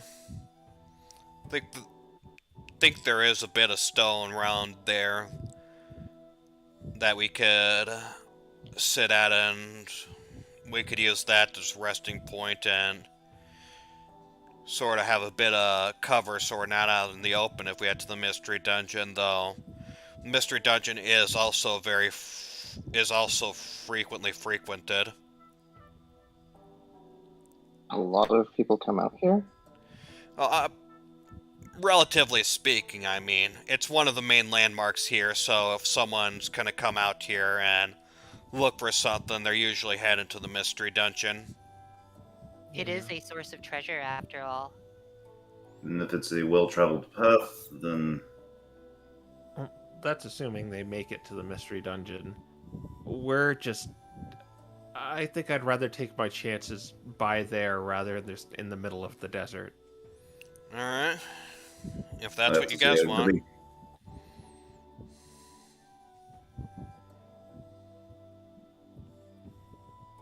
Did you say something for me to respond to? Yeah, what'd you say, Ice? I just said I happen to agree. Yeah. Alright, so you're gonna... Are y'all gonna push it into the night to reach the castle? Yeah. Sure. Yeah. Okay, interesting. Alright, so you guys keep walking. And night slowly falls.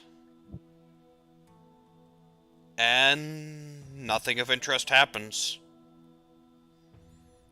You eventually... It's a bit into the night, but you don't get ambushed, nothing in particular happens, and you make it to the castle. All right. So, are there any like outcroppings or stones to maybe set up camp?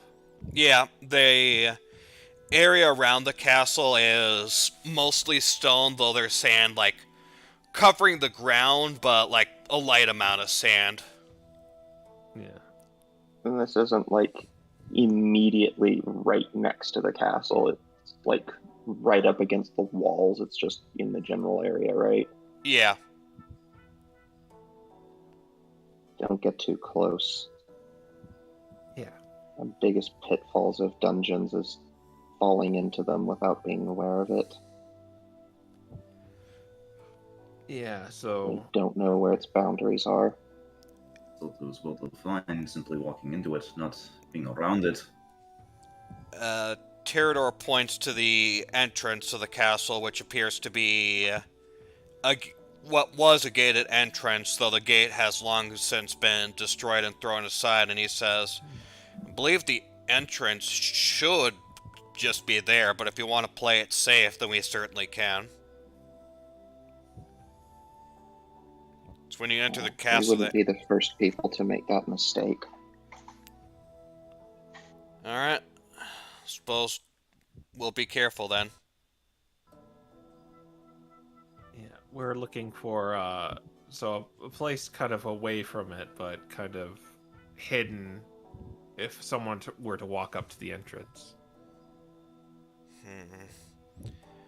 I'd say best bet is probably to go to the back of the castle. Yeah.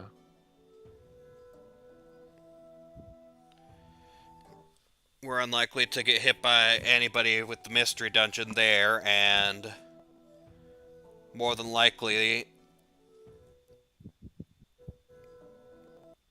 passive aggressive is having a stroke. No, you are. I think. 'Cause Oh, you're am kinda I? garbling. Am I having a stroke? You were for like a second there, but Oh, gosh. Okay. Anyways, he says, yeah, I'd say back, because most people, if they're coming, they'll go for the front entrance, and they aren't gonna check around the back. So I'd say if you want to be safe, safest spot is behind the castle. all right, we'll do that. Okay. So, you all, make your way over to the behind the castle. You find a nice spot to sort of set up camp and a place with stones so that you can put your poles and stuff in. This point in time, you have only one pole that you have no idea where it goes. But the tent is set up and you are ready to sleep for the night. I'm gonna like put that pole aside for when we set up the tent next. Eugene is tired of this eldritch tent.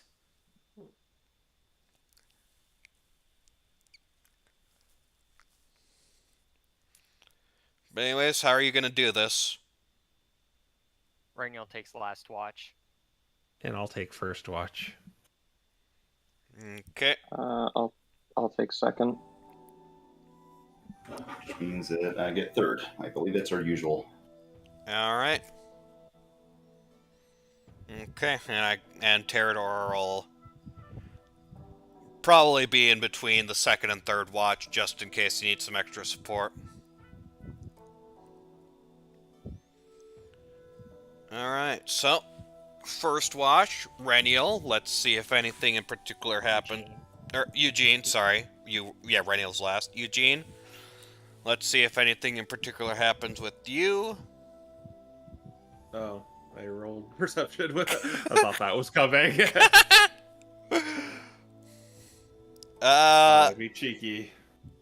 Well, you were cheeky, but nothing in particular seems to happen during your shift. Yeah, sorry, I jumped the gun. It's fine. Alright. And then next was Sergey. Harold. Harold. Next is I have, for some reason, I have your watch in reverse. Okay, Harold. Let's see. I'm just gonna quickly go grab a carbonated drink. Okay. Harold, you notice that the wind slightly picks up, but it doesn't seem to cause a sandstorm or anything like that, and your night was otherwise uneventful. All right. Sergey, Right. That's a. I'm not having roll perception until. Oh. Yeah, I'm just right now. I'm rolling to see what happens. Sergey, your night is also uneventful. And Raniel. Raniel, your night was also uneventful. Cool.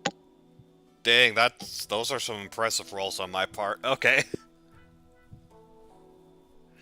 So yeah, nothing seemed to happen. Your watches were uneventful, and you all wake up in the morning. Neat. I imagine Eugene is still getting a carbonated drink. No, I'm here. Oh, okay. Alright, so yeah, it is morning again. Terador says, alright, you guys gonna head in there now? Yeah. Alright, I'm probably gonna stick outside for now. All right. Do we need to consume 2 apples for yesterday? Yes. All right. That's what I was about to ask.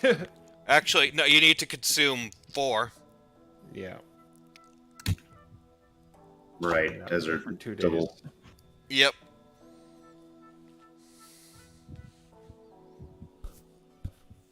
And how much water do we need? Basically, you would have needed 2 canteens, which... Let me see what canteen sizes normally are. The I don't know water's if that's in. listed or not.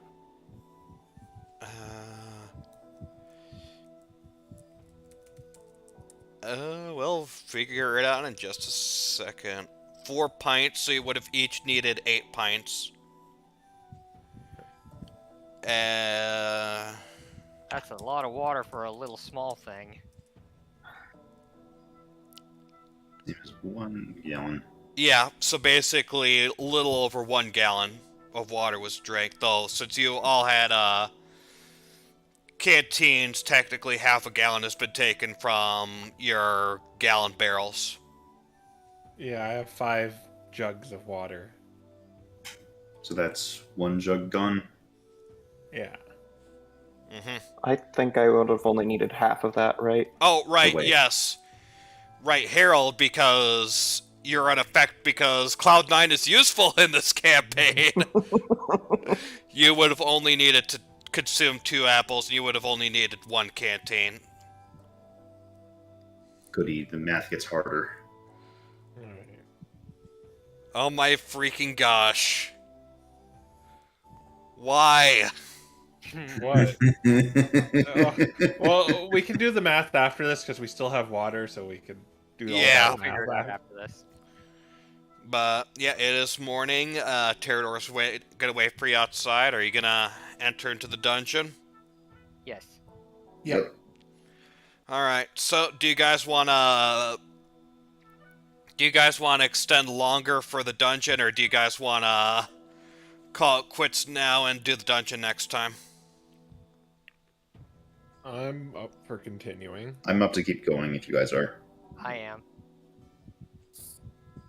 Do you have an estimate for how long it'll be? Like, Uh, we're not going to be going like another 4 hours, are we? I don't have a complete total estimate. I imagine 2 to 3 hours. If it goes too long, then I might just pause it in the middle of the dungeon. What about this? What if we just go for like another hour and then... Sure. Yeah. Okay. I imagine we can take a pause in the middle of the dungeon if needed. Yeah. Okay. That'll be what we do then. Alright, so you guys all leave Terador behind and you enter into the dungeon. So, what you see is, you see the sort of foyer area. There's a red carpet that's faded, torn apart, and covered in sand. There's a few sand pits. Most of the architecture is stone, but there's a few sand pits. There is... You have the map, by the way. There we go.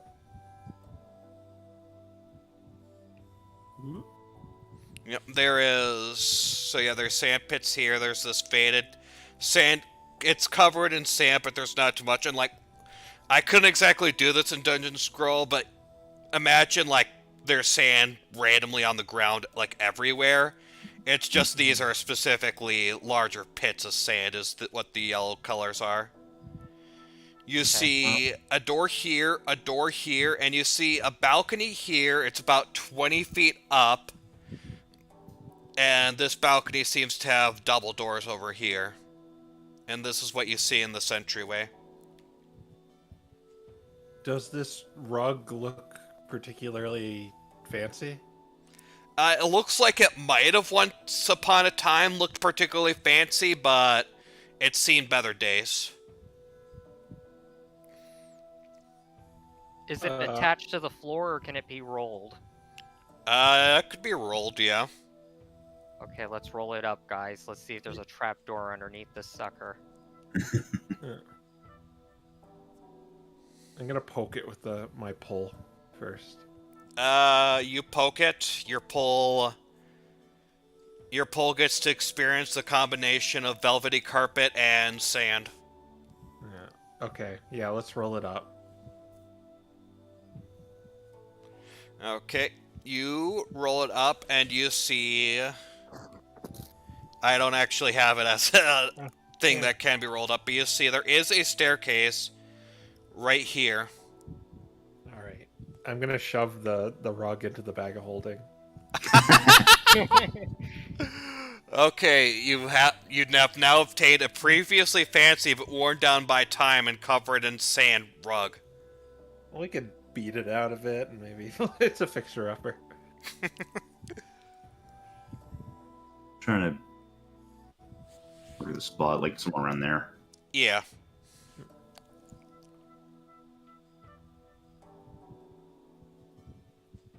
Well, this was covered up, so perhaps we should go check out what's down here.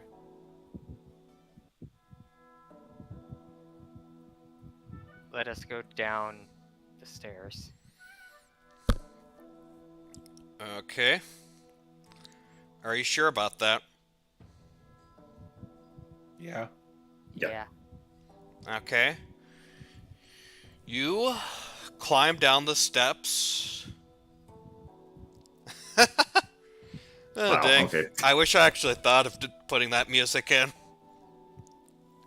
Oh, well, anyways, you go down the steps and you eventually see this circular room where it appears sand is filtering in from above it.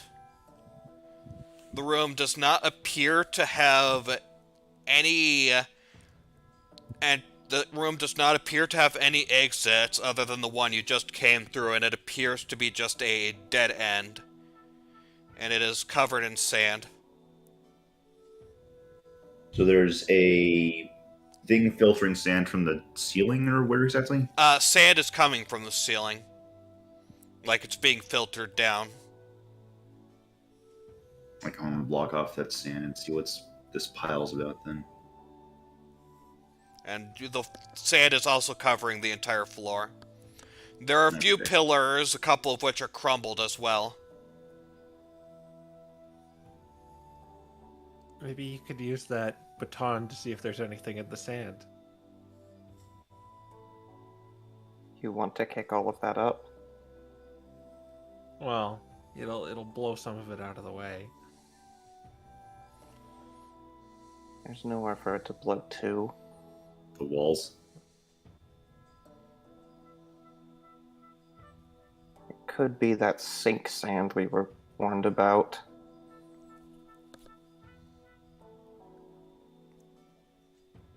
You guys are technically just off screen. Oh, This is what it looks like. Well, I'll get out the old pole and start poking down in it, see if it goes down, like, beyond our... Okay. You take the pole, and it's a 10-foot pole, right? Yeah, I don't know how I'm holding this thing, but... Don't ask questions here. I'm prepared to. The same way you're holding a dagger Yeah. or a crossbow. That's how. Yeah. All right. So as you press the pole in, it seems to have a bit of resistance, but you're eventually able to press it through, and the sand seems to go beyond where your pole goes, but based on your testing, it seems like it's walkable and you won't automatically sink in it. Alright. Though it does seem the sand goes fairly deep, or at least deeper than 10 feet. So what do you propose we do in this room, then? Turn back. Yeah, let's go Plug back the instead. ceiling with the rug. Can anyone get on the ceiling?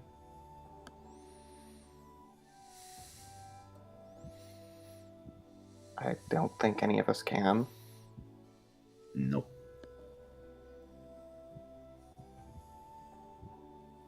What's this thingy over here? Is this a fallen pillar? Yeah, that's a fallen pillar.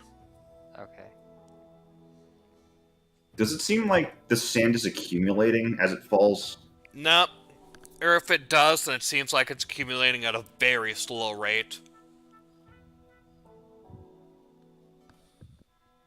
Maybe it's going down again. That's what I'm thinking. Which, Does the sand seem to be funneling down anywhere? As far as you can tell, no. But if you want to investigate further, you'd have to go further in the room and glance around.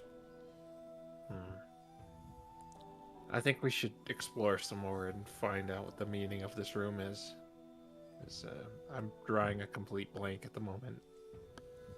I think we should avoid doing anything in this dungeon that isn't absolutely necessary. Yeah. so let's go back, and if we have anything that leads us back to this room, then Then we Then- can worry about it then. Yeah. Okay. Alright. Going back up. Everyone agrees? Yeah. yeah. Okay. You are back up. Two doors. So, this, these, and this are all doors, right? Correct.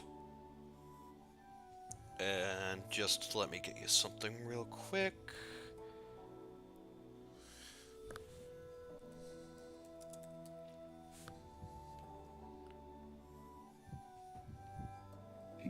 Right. Hmm. Balcony up there.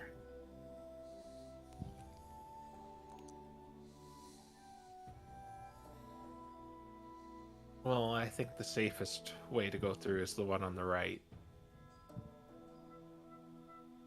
Yeah, Harold's gonna start making his way over there. Let's start over here. Yeah, we'll go through the right door. Yep. Well, let's check it out first. Okay. So you're just gonna open the door and take a peek?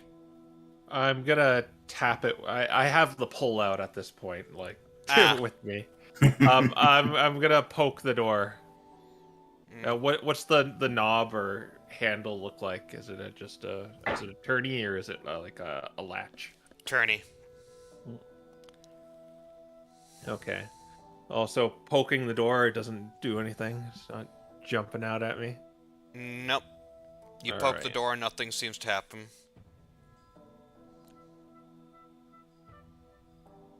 All right. Reniel, you want to open the door? Oh yeah, you can do that. He mage hands the door open. Okay. You open the door, some sand falls out from it, and you can see on the other side. You see a room that has... It's a long room. It appears to have 6 pillars in it. It's covered in sand on the floor. There's a door far on the other side, and there's a treasure chest in the middle of the room. Uh-huh. How far away is the chest? From the door... Let me check. The chest is 75 feet away from the door. Harold's gonna shoot an Eldritch Blast at the chest. You shoot an Eldritch Blast. You shoot an Eldritch Blast at the chest, and it does not appear to react.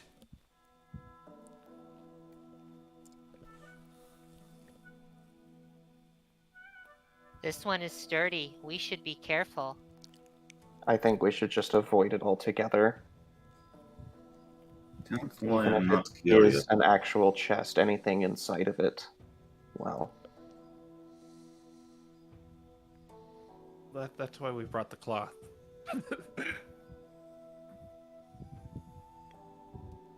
what'd you say? That's why we brought the cloth.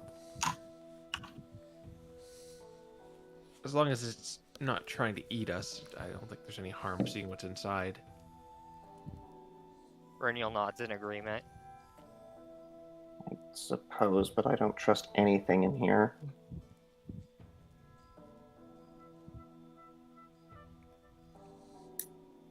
So, is this room covered in sand? Yeah. Okay. There's no other doorways or anything in this room. It's just the chest in the middle of this sand pit. There's a chest, and then there's a doorway on the far side as well. Okay. I'm gonna jam a spike to wedge the door open.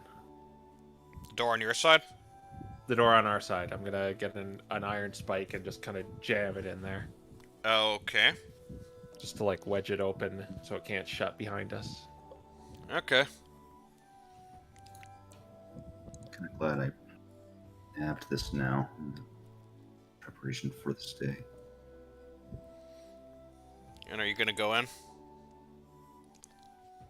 Yeah.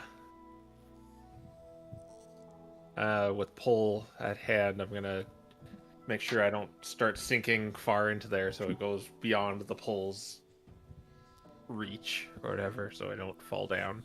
Okay. I do want to mention, by the way, guys, just as a heads up, when I was looking at those spells earlier, because I was looking at what the requirement for remove curse was, and I spotted and figured, I brought in detect magic for this. Mm-hmm. So Okay. Okay. Alright. So yeah, this Just a few is like what the room specifically looks like. Your pole shows that there's about... Your pole just barely touches the ground, which shows that there's about 10 feet of sand in this. in between it and the ground. So I would probably sink then.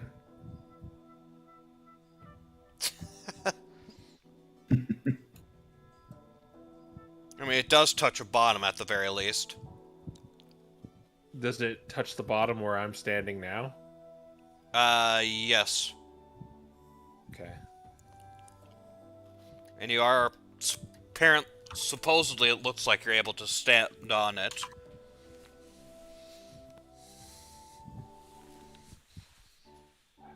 Oh wait, I This place have already. an idea. I have a genius idea. Oh boy. I'm gonna go into my bag of holding and then I'm gonna roll out the rug.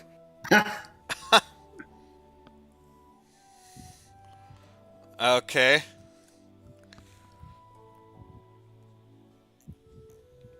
And I'm gonna walk across it to the chest.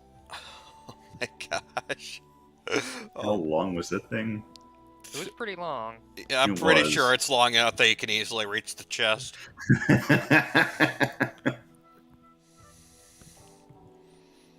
Alright, Oh, Reniel, why don't you open it from afar? I was already planning on doing so. And he moves up and he's gonna mage hand it open. Assuming it isn't locked. Okay. You open up the chest. It is open. He's gonna look inside of it. Careful, Reniel. He's not touching anything, he's just looking. You see two things. You see a key and a note. He's gonna mage hand the note out of the chest and look at it. Okay, the note reads, "You got a small key. It opens up one locked door or room inside this dungeon." Okay. He sets the paper back down. Since it did not annoy him, he will not burn it. And he will mage hand the key. Okay, you got a small key. Alright. Then I'm gonna, when he's done that, I'm gonna roll it back up and put it back in the holding bag.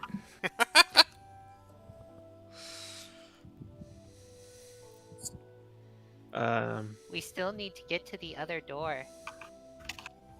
Do you want to check out the other room first, on the left? Okay. I don't know if we really have any other options, so Just to see what our options are.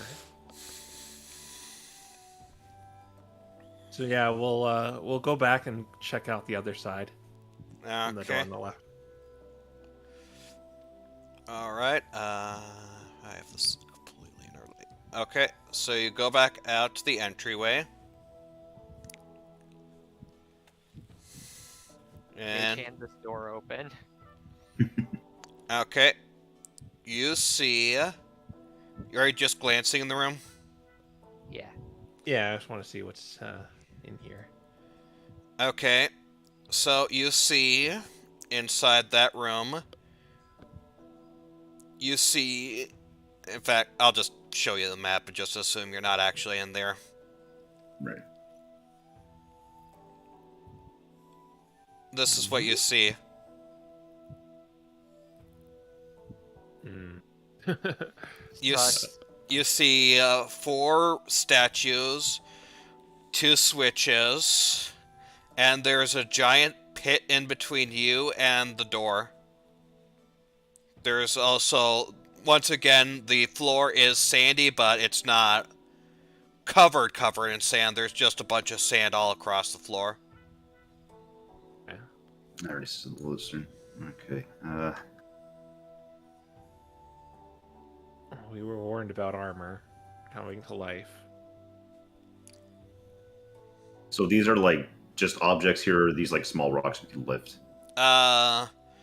They're objects. You could potentially lift some of the smaller rocks from the pile, but otherwise, they're just sort of objects there. So now,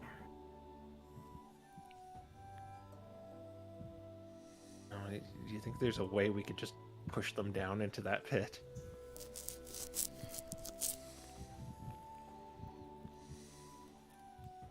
might need to move across.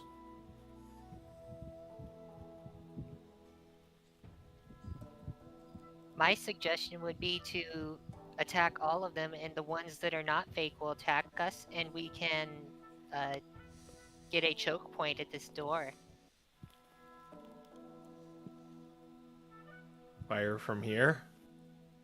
No, in the other room.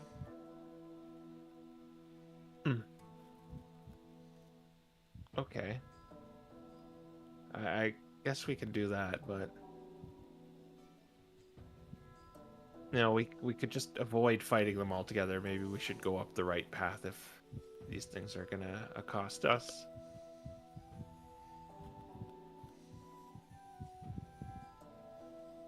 Reniel nods. Yeah. So we are gonna go up the right path into the... We're just gonna go forward to the other door in the other room. Okay, you sure about that? Yeah. Left, right, left, right, left. I'm gonna shut the door behind us too. Assuming these things can't open doors. Record, I assume that the solution there was probably putting the armor stands on the pressure plates, but two of them would probably be animated. Reniel's checking out these pillars. They're pillars. Okay. So just making sure no funny business happens, I'm gonna use the rug strategy where I'm gonna like roll it out, bring it back, and then roll it out again. And bring Okay. it back again to get to the other door. Alright. You do that, and you reach the other door just fine. Alright.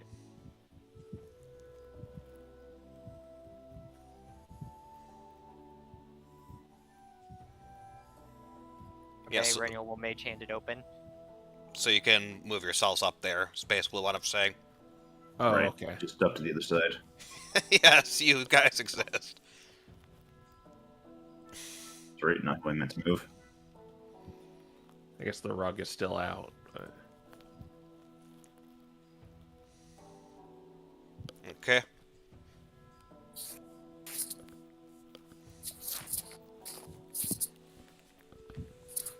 And Rainiel's gonna mage hand the door. Yep. Yeah.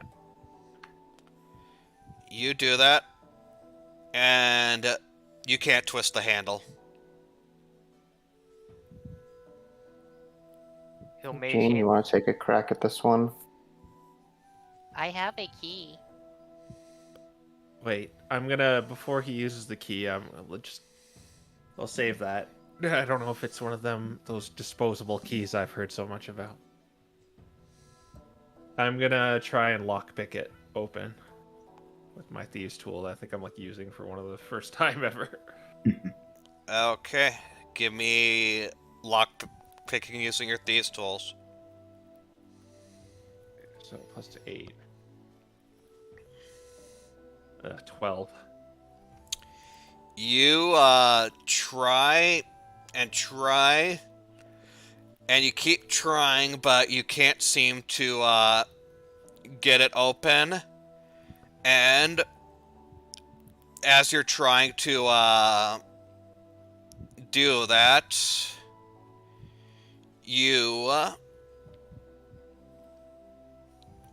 these things appear from the sand. No. Friends. Okay, so Roll initiative. let's not pick the doors open.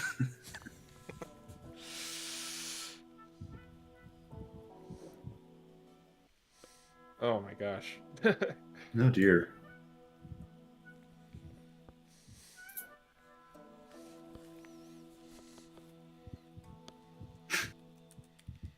Okay, I guess. Interesting initiatives all around. Very interesting.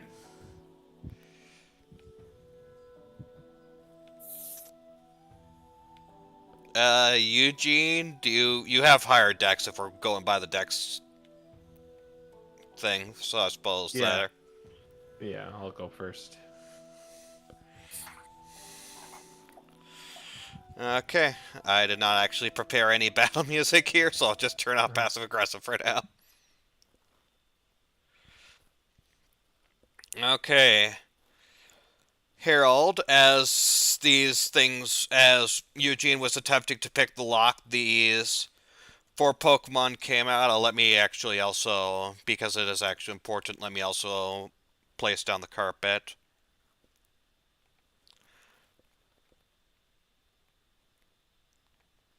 Uh, Here we are. There. Okay, so what are you gonna do? Let's see here. Ooh, that actually might be a viable option. Yeah, I can totally do that. Harold is going to draw his sword, mutter something incomprehensible as this weird distorted energy pops up around it. And he is going to walk up here and attack this Trapinch. Okay. Give me an attack roll. To double check that I am using the correct modifier, I am. 26 to hit. Yeah, that definitely hits. Wow.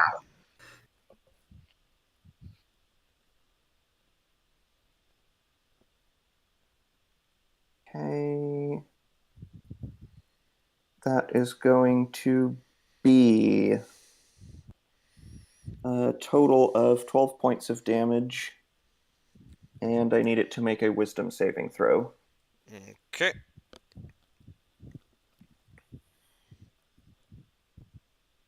Alright, that's what.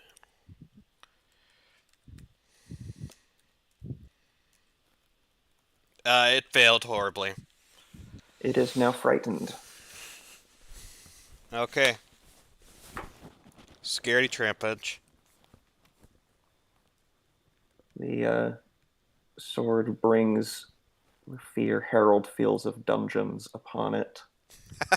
Nice flavor. And that will be my turn. Alright.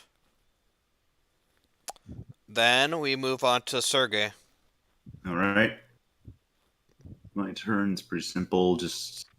I don't know the name of the Pokemon though. That's on the right of the Trapinch. It's like Sandaconda. No, I think Sandaconda it's a Silicobra. Silicobra, that's yeah, right. Silicobra. All right. Well, I'm just basically gonna move up in the sky and usual shenanigans. Take a few swings. All right, take your swings. I've got to now remember all the other fun stuff.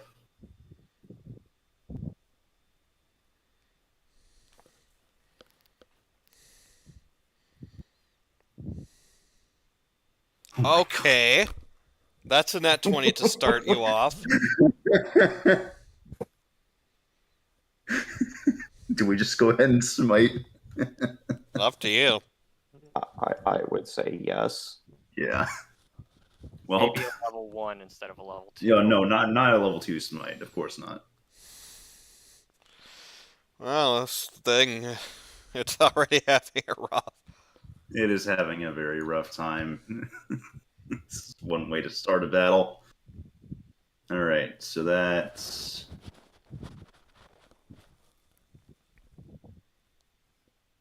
2d10, I believe.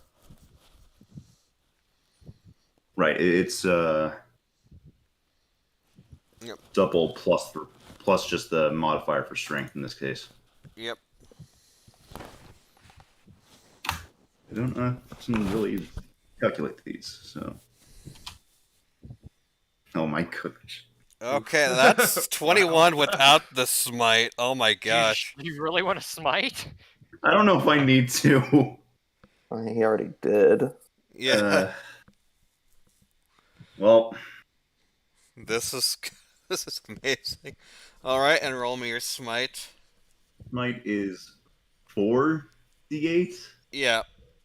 my gosh. I'm so sorry. If you one-shot this thing, I swear. That's 42 damage. Oh, Should have saved that for a boss. Oh, I wish. all right. You show the wrath of whatever to this thing, and you deal a nice chunk of damage to it. Put the fear of God into it. Is there anything else? Oh, right. You still have more you I could still do. have more I can do. Still have another attack. That was one swing.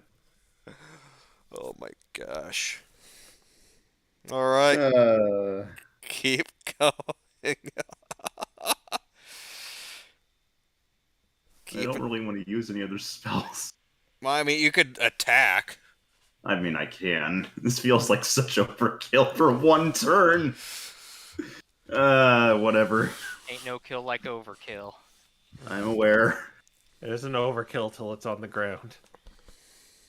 Again. Oh, it is. Yeah, that hits. I saw the 20 for a moment. I was like, no. And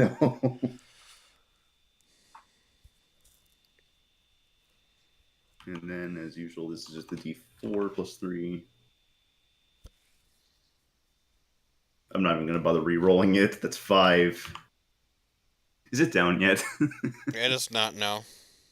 Wouldn't that be your normal attack, though? Well, I mean, I can do the thing, but remember... Oh, you do it in that order. Flavor it. I tend to flavor it as main attack, bonus, main. Yeah. Okay. And then the last one. That is. Why am I rolling so hot today? Even closer. Apparently, Dice Parser decided to give you a break for once. I appreciate Dice Parser, but now you're making me feel mean. Oh my gosh. And it's a good roll, too. That was a turn. Yeah, 16 damage. This thing has started to not look the hottest already. Oh, Listen. jeez, it's still up. Yes, it is Still up. Wow. Maybe you should have gone with that second level smite. We're only in the first fight because we just failed a lockpick. I don't know if I want to spend, a second level smite on. Yeah. Okay, it is these things' turn. That thing definitely does not. That Silicobra definitely does not like you, Sergey. So it's gonna retaliate.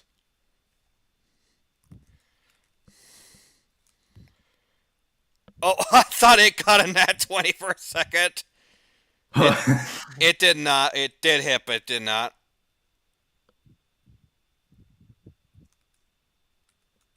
Off the bat, just 2 nat 20s back to back would have just been something.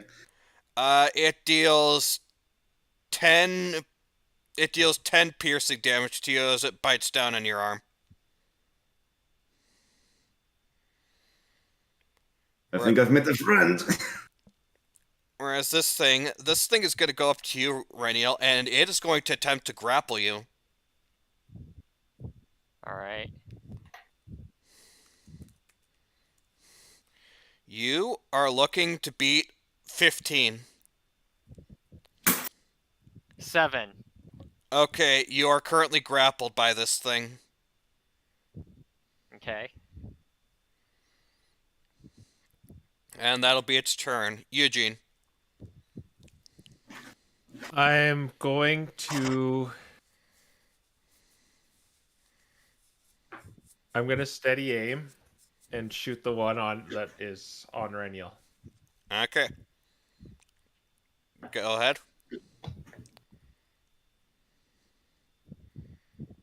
That'll hit, but you can always fish. Alright. Yeah. That hits. Roll damage. I think you... Oh, wait. You've advantage, so sneak attack would happen anyways. So that's 12, and then... That's a total of 25 damage. Okay. You knocked it pretty good.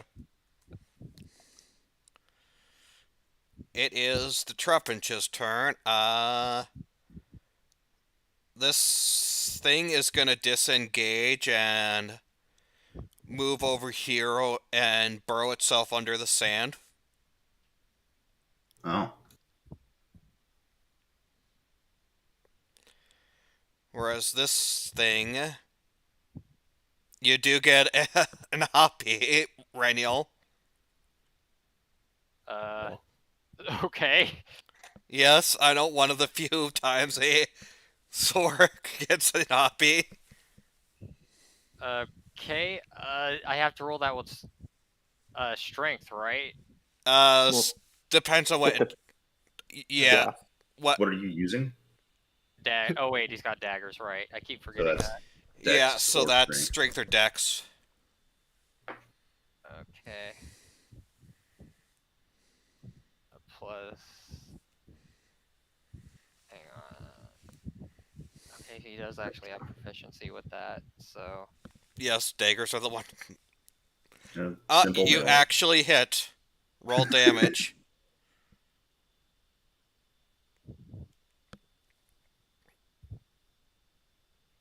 Four. Max damage. Don't you feel proud? It's chip damage, but chip damage is still damage. Anyways, that thing is gonna bite you. And I'm pretty sure an 11 fails, so it was unable to bite you, Eugene. Yeah. My new armor, I maneuver out of the way. Okay. Alright, Reniel. You are currently Reniel's- being tied up by this snack. He's going to cast Dissonant Whispers on the Silicobra that is grappling him. Okay. Wisdom.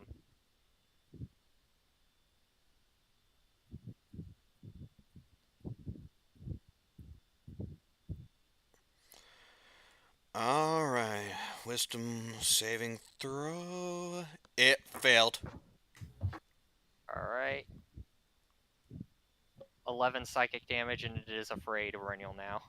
I think. Isn't it that it has to use its reaction to move directly away from you? Yeah, it's that. Not actual fear, but it has to use its reaction to get as far away from Reniel as possible. Nice way of getting it off you. Okay. Let's see. How far away can it get away from Reniel?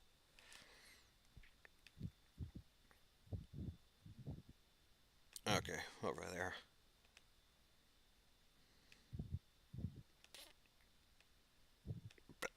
Yeah. There. And then Reniel's going to move up to here, and then he's going to move over to here.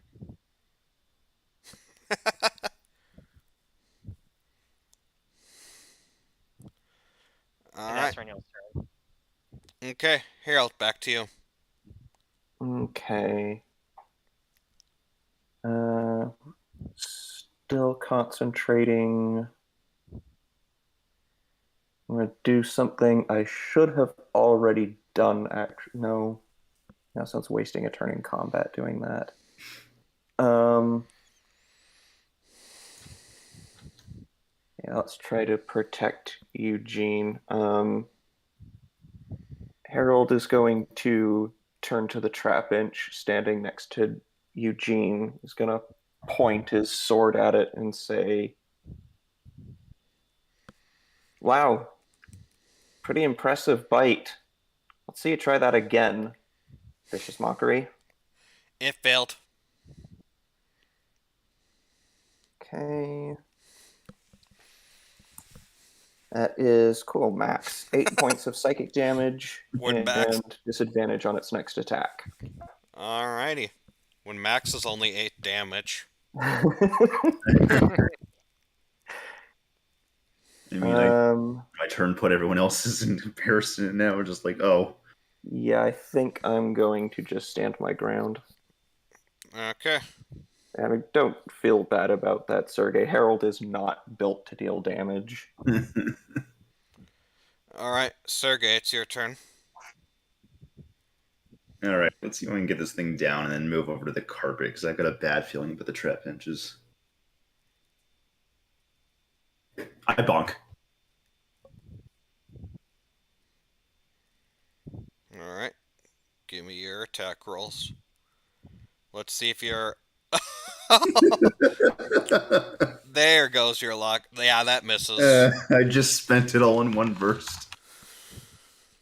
Okay, the extra attack. That misses. Oh my gosh. You know what?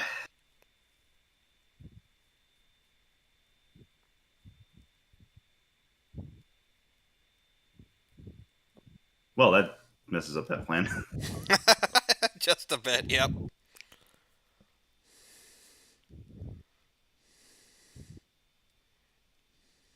And I did actually know that was the extra attack too, so that's all I've got left is the bonus action.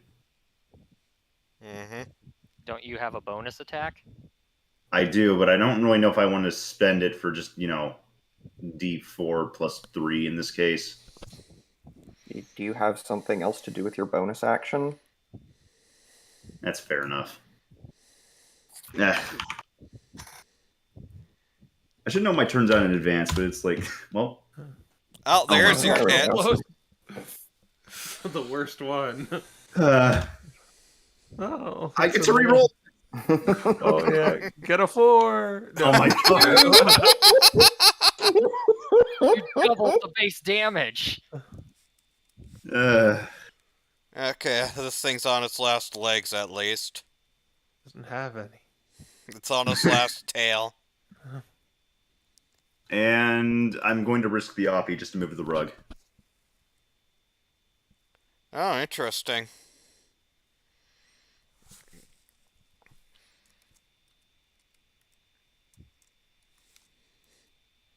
Oh, whoops. That's not a plus.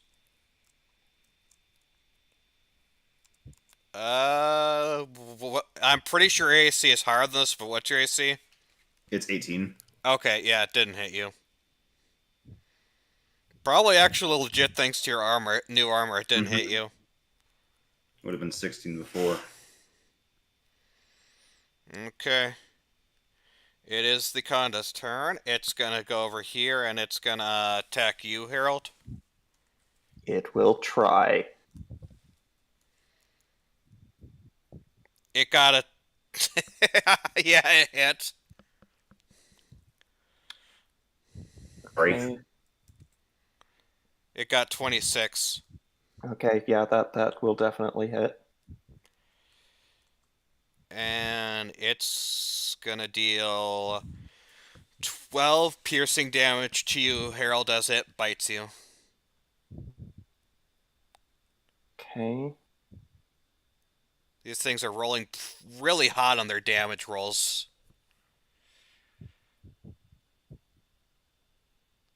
And that'll be that thing's turn. Oh, I guess I have to roll a con save. All right. Yeah. All right.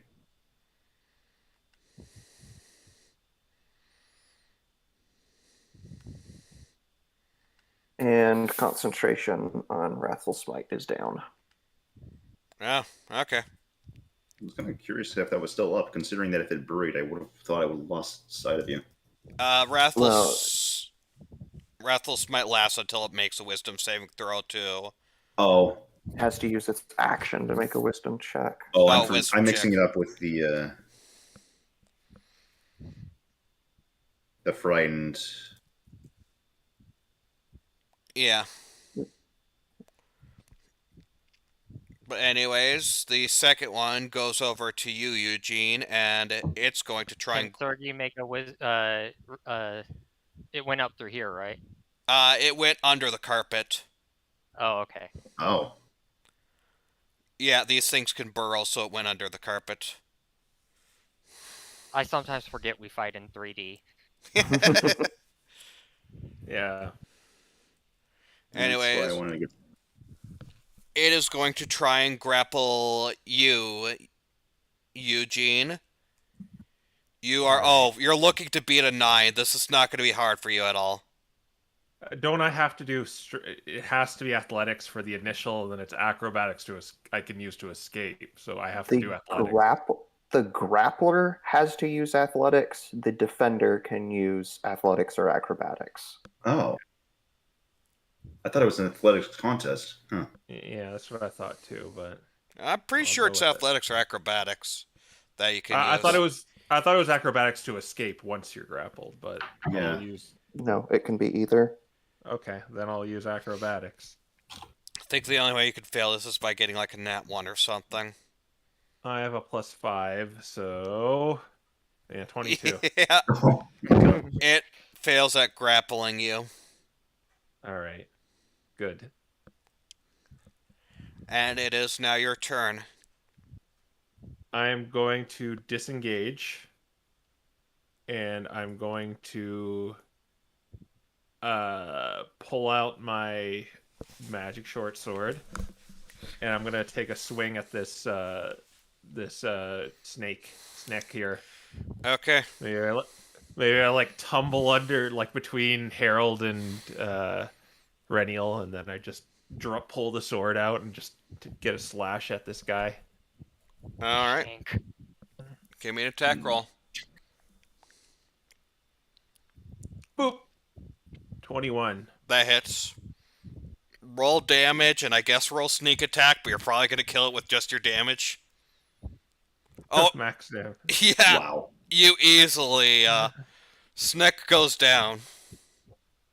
All right. Oh, wait a minute. Oh no, I disengaged. Darn it. Okay. All right. Yeah, I'll just say that's a successful turn, and I'm done. Alright. Huh. Does this count as it getting advantage because it's attacking from under the sand? I'm gonna say probably not. It. We're also on the rug. Yeah, we can't see it, so I probably say it would.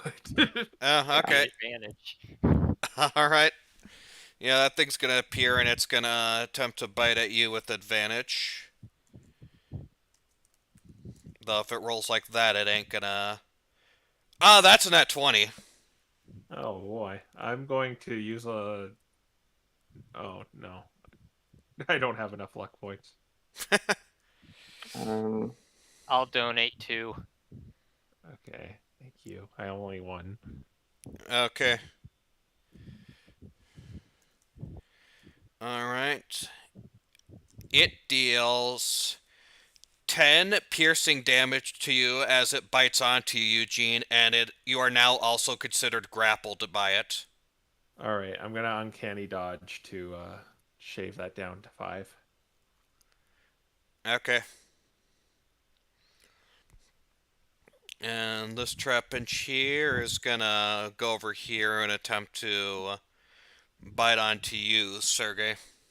It has disadvantage from Vicious Mockery. Right. Oh, yeah. One had advantage, one had disadvantage. That disadvantage saved you from getting hit. Nice. And that'll be both the trapinch's turn. Reniel. Reniel's going to firebolt this sucker. Alright. Give me an attack roll. 18. That hits. 9 fire damage. Okay.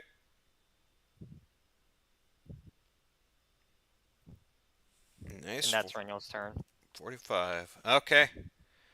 Alright. Your fire goes into it, lighting its skin, and it takes a bit of damage. Back to you, Harold. Sorry. No, it Sergey. is Harold. Oh, right, it is Harold. Wow, I was right for the first time. Gaslit myself into thinking I was wrong, but I was right. All right. Wow, these Trapinch are like identical right now. Yeah. Yep. Let's see. I mean, one is currently grappling Eugene, but... Right. Yeah, I think I'm going to prioritize the one attacking Eugene. Gonna look at it straight in its beady little eye and say, I could hit you again. Why don't you get back under the sand where you came from? Vicious mockery.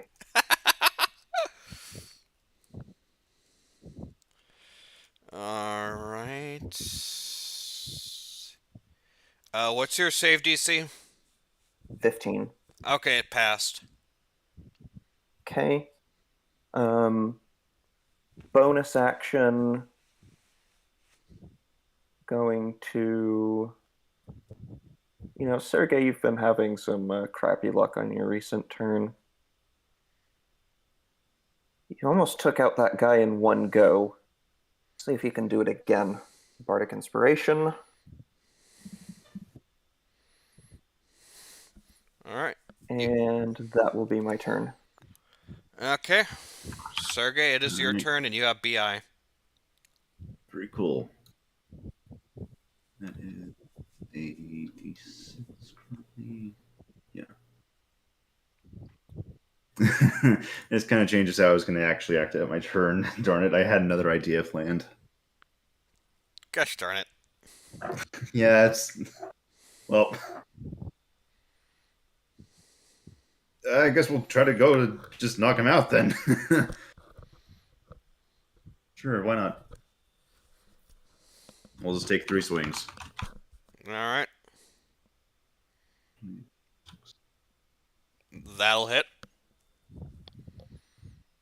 I don't imagine Bardic Inspiration can actually make you hit the nat 20s. It's just a modifier to the thing. Right. Yeah. You can't use nat 20s to make yourself get...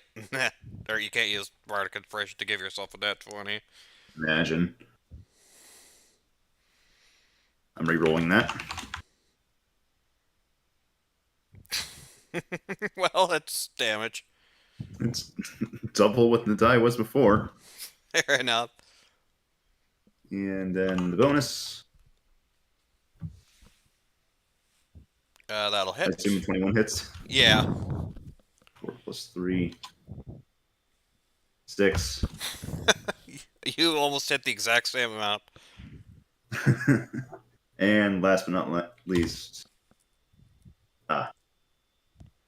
14. That's the trap-inch. That hits. Oh. Okay. Kind of surprised that did. Do you want it to not? No! Rolling that again. 7 again. Alright, so that was... 20 total. Yeah, 20 total.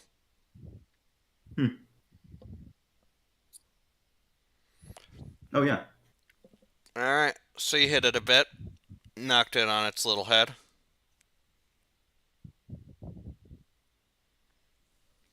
Yeah, that's everything I can do. Okay. This thing is actually going to go on the carpet, and it's going to go after you, Reniel. Okay. How much damage do I take? Hey, now, I haven't even rolled to attack yet. Wait a minute, it entered my range. It's gonna have to like now. Yeah, but it hasn't. Oh, it has entered your range. Yes, you can do that thing. Alright, do the thing.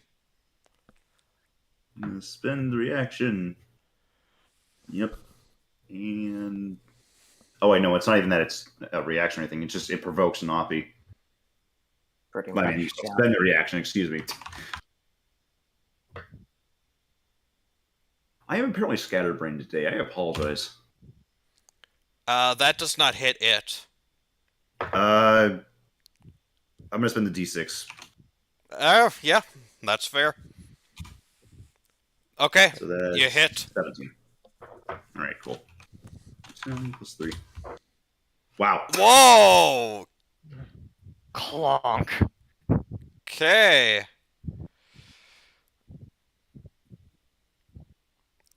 Nice. Okay. Very cool. Now it is gonna attack Reniel and... Ah! Not 20. Oh my god. Harold is going to intervene here. Oh, coming up on the carpet like the big boys, huh? Silvery barbs. Okay. You've killed us all. What have you done? And we are going to give advantage to.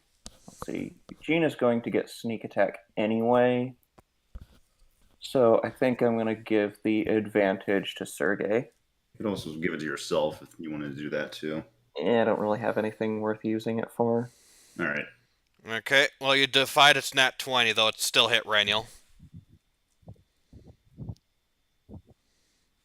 Surprise is a surprise. Reniel, wow. Okay. You only take 5 piercing damage from it, though. We take those. So yeah, it rolled pretty bad.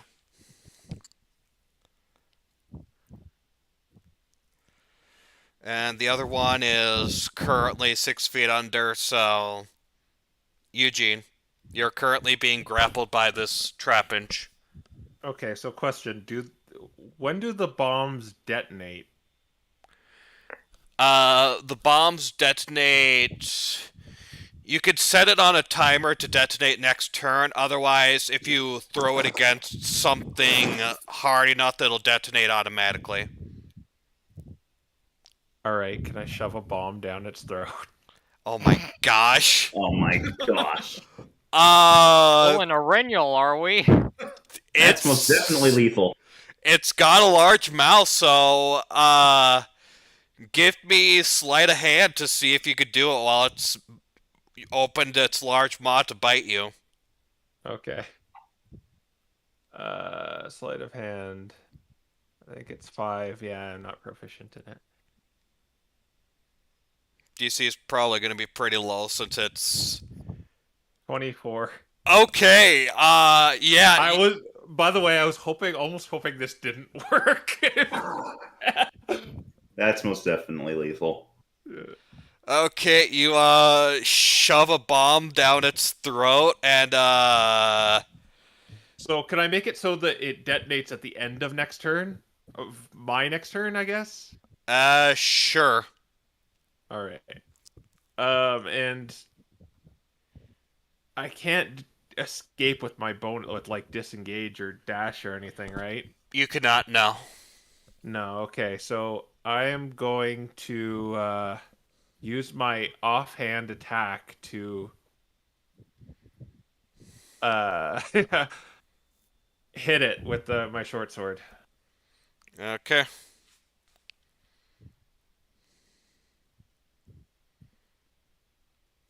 Oh my god!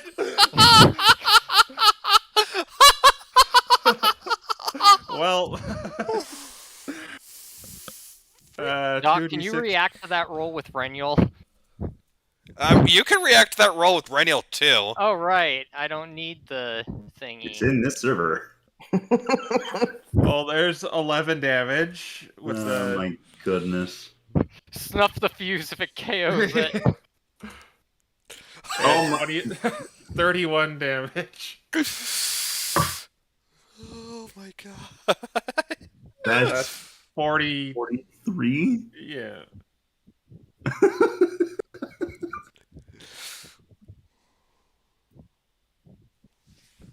$33. Wait, no, 32. 31. I can do numbers. I'm pretty sure it's 31. Oh, you're doing the total combined with what it already had, right? Yeah. Yeah. So, be 43. 43. I'm gonna say, hit the dirt. As I like stabbed this thing in the throat and has like a bomb in its mouth. Oh my god. okay. So this thing is going to break its grapple with you. It's gonna walk and it's gonna spit out the bomb right here. No, Right where? I am Right going here? to Yes. make an opportunity attack against it. Yeah, I figured you would.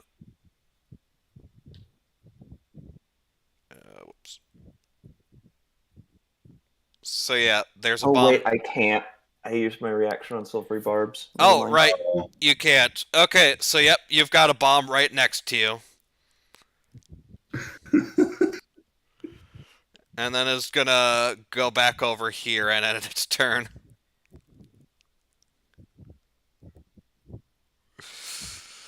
Well, Oh, and oh right, there's the second trap edge. I forgot about it. The first turn was so eventful that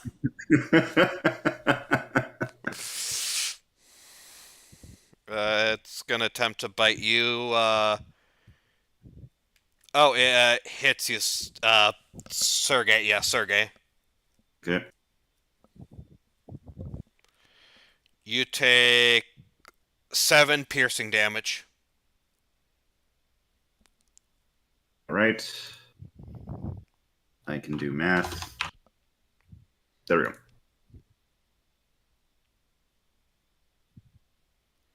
Yeah. Okay. And it is now Reniel's turn. Reniel is going to disengage using the his runaway feature. So he's going to use a bonus action to get right here. He's going to cast Mage Hand, and he is going to carry the bomb with the Mage Hand right here. This is a game of hot potato. I kind of wish I had an icon for the bomb right now. In fact, you know, I think I'm gonna. Bomb. Yes, this is now the bomb. I'm assuming that has a 10-foot blast radius like the ones I have, right, Crow? Mm-hmm. Okay. The exact same ones. Oh goodness. Okay. Is that your turn, Reniel? Yeah, that's every action you can make. Harold. Okay. This is happening. Yes. Let's see here. I think. Yeah, I'm gonna look at the Silicobra. Wow, even your own teammate doesn't think you're worth anything. Vicious mockery.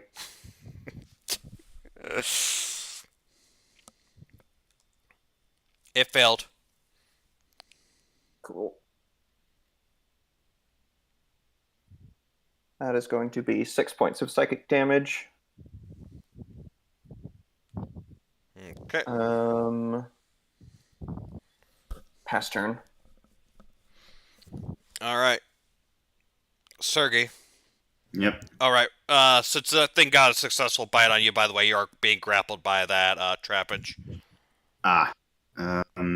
Forgot about that. When does the bomb explode? At the end of my turn. Okay. Oh, the end of your turn. Okay, I thought it would have been at the start of your turn because. Okay. In that case.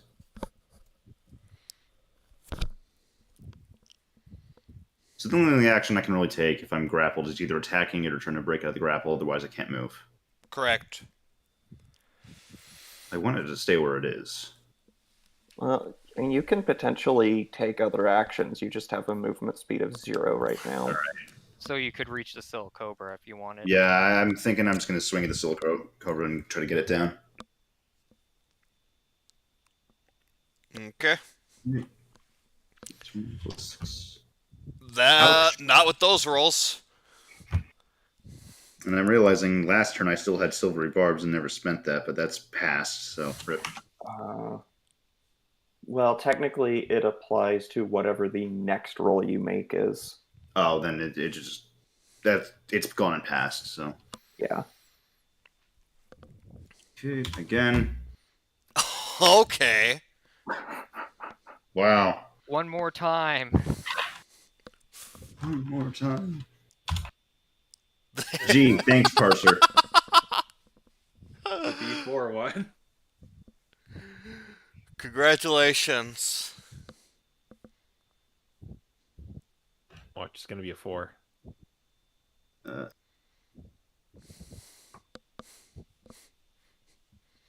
I feel like I'm cheating from doing this. I'm rolling the d4 for this one. Wow. Called it. Okay. It's down. Very cool.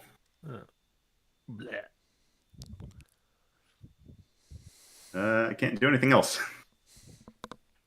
Okay. Both Soul Cobras are down, so their turn passes. Randy or Eugene. I'm going to move down here. Ugh, that's unfortunate. Okay, actually, I'm just gonna try and steady aim and swing my sword at him at the trap inch. All right, steady aim does work with your sword. Okay. Ooh. You were close. Yeah, we'll take the 28. Okay. Roll damage, roll sneak attack.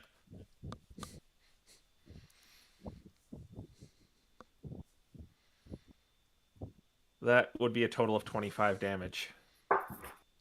Okay.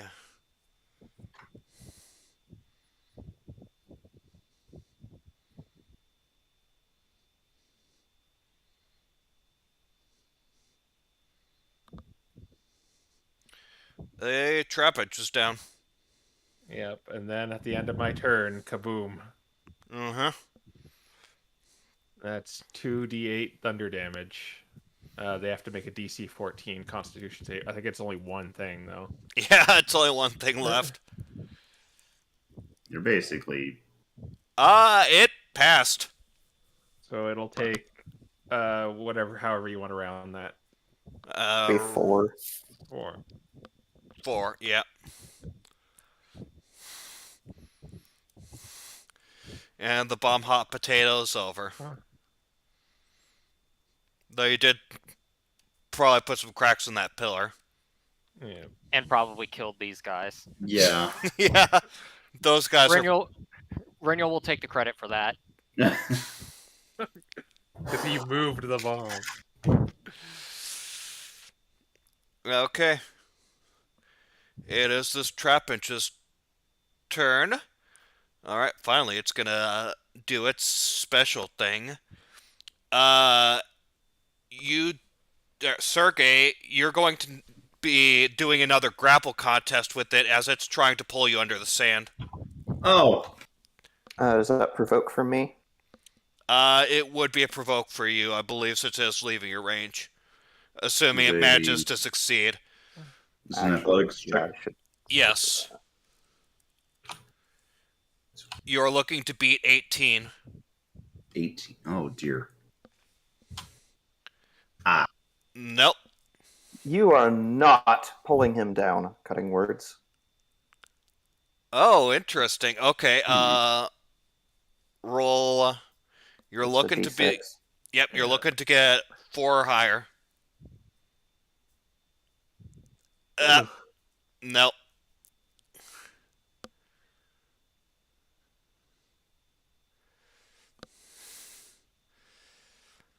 Okay, so it's underground and it's pulling you underground. Right now, you currently have your paw, fin, whatever you want to call those, are currently down, and if it succeeds, if it manages to continue its grapple next turn, then you will be fully submerged.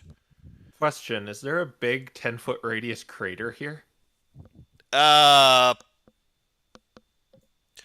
Probably a bit. I would think sand would kind of... Yeah, I would think sand would kind of blow up and then fall back down. Yeah, all the particles basically means it's less effective of blast. Yes. I don't know. I'm not sure how the... Yeah, physics of that works. I'm not sure how the physics of that works. Okay. But anyway, Sergey, you can still attack it, though it's pretty much not able to be attacked by anybody else at this point in time. We'll figure out the logic of trying to stab something in the sand like this, but Raniel, it's your turn. Okay. Do you think you can get out, Sergey? It hit an 18 in the last one. I don't know what this thing's strength is. When it comes to checks like this, I'm actually not confident in that. Though I don't think you want to spend a vortex warp. I'd rather not, but if I gotta.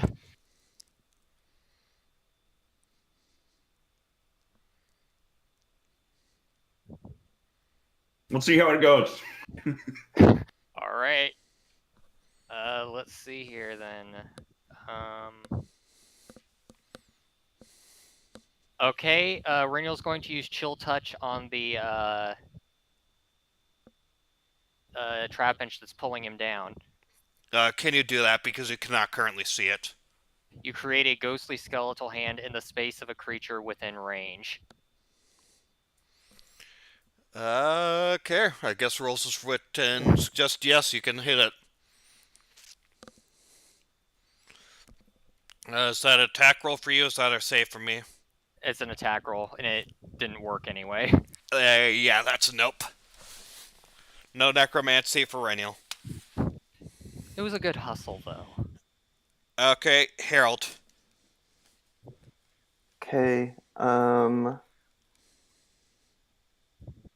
Harold is going to go up behind Sergey, grab around him, and use the help action to give Sergey advantage when he tries to pull himself out.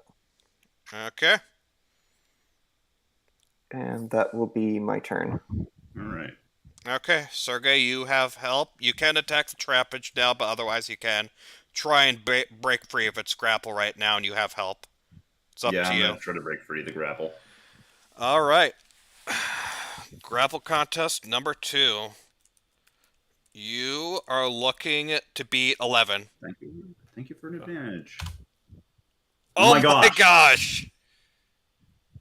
Okay, how so many luck points does he I need? can do about this? He needs 2. He just needs 2. I'm going to go ahead and just spend 2 luck points. Okay. But you need to spend. How do we do this? Spend 4. Yeah, you need to spend. He needs 2, so you need to spend 4 luck points. Well, I'm adding them to Sergey's score, not subtracting them from the trap bench. Oh, okay, right. Okay, then yeah, that'll be enough. Then Sergey, you have broken free of the grapple. Okay. I am going to, since it's under, it probably can't take any oppies, could it? It could not, no. All right, we're moving back to the carpet.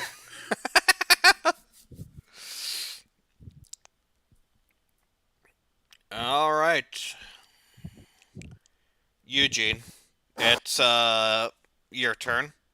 It's still All right. underground, but Well, I don't think I have any means of.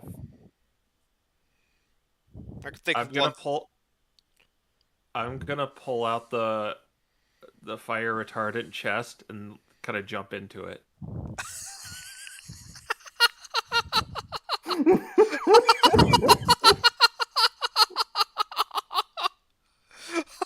Is it an action to pull it out?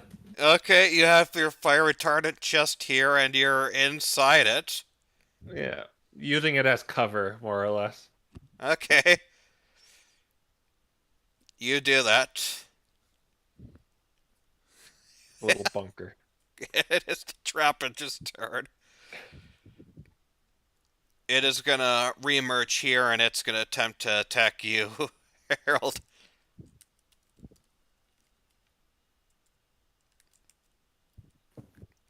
If it's seriously... Okay, no, it's still hit. Keep in mind, I'm not closing it. I'm just kind of like inside of it. The point is so it doesn't grab me. Yeah. Yeah. Okay, it deals 8 piercing damage to you, Harold, and you are grappled by this thing now. Okay.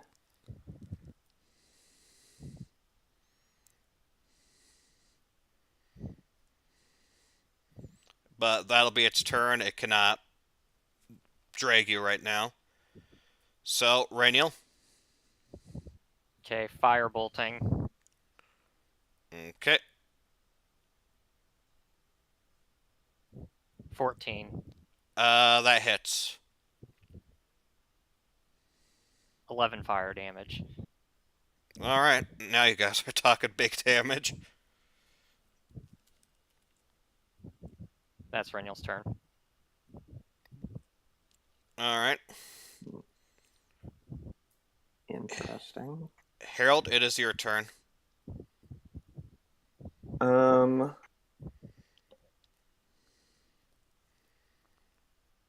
Let's see. Yeah, I think my best bet. Gosh, I'm using up so many resources. And this is just one fight. This stupid fight. I mean, you could try. You could just try attacking and hope that. Yeah, I was debating if I should try Wrathful Smite. We're at the beginning of a turn order. Quick But tactics thingy. I am just going to try to smack it. Yeah, Sergey and Eugene are gonna get a swing at it, and we can probably. You also can shove it to get it out of the grapple. At least someone else could. Oh, that'll hit. 22 to hit. Yep, that's a pretty nice hit.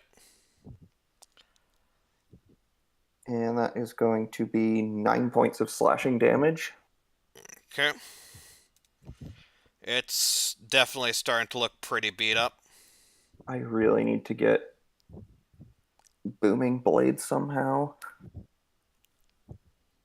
That is going to be my turn. Okay, Sergey.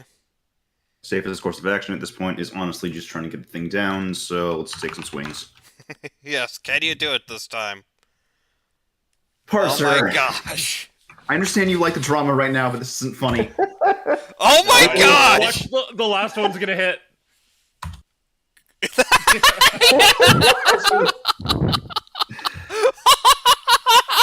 Parser is For a you, Parser, I'm taking my order of turn swings I usually do, which is attack, bonus attack. Re-rolling!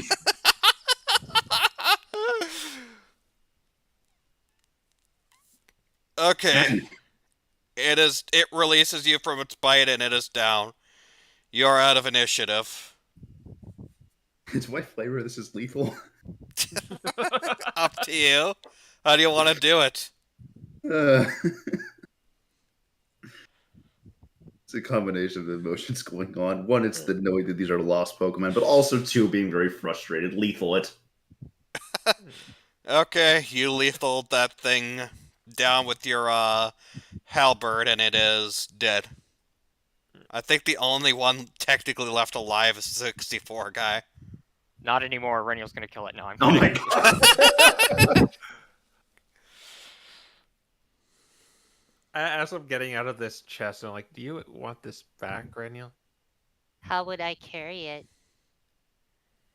I start shoving it back in the bag.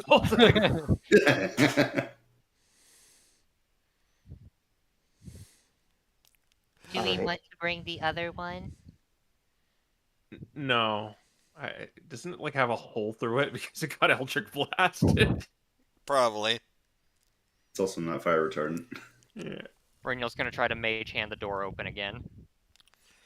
Okay, but we said we'd go for an hour and it's been an hour, so this is where we'll end it off.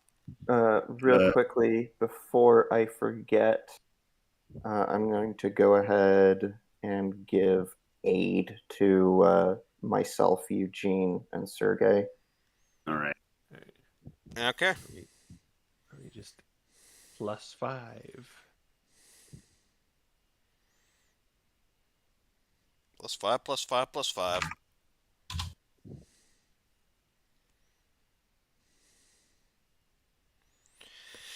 Alright, and after that interesting event, that is where we will end it off. So, next time we will see just how much farther through these, through this ancient castle these guys will make it, and whether they encounter anything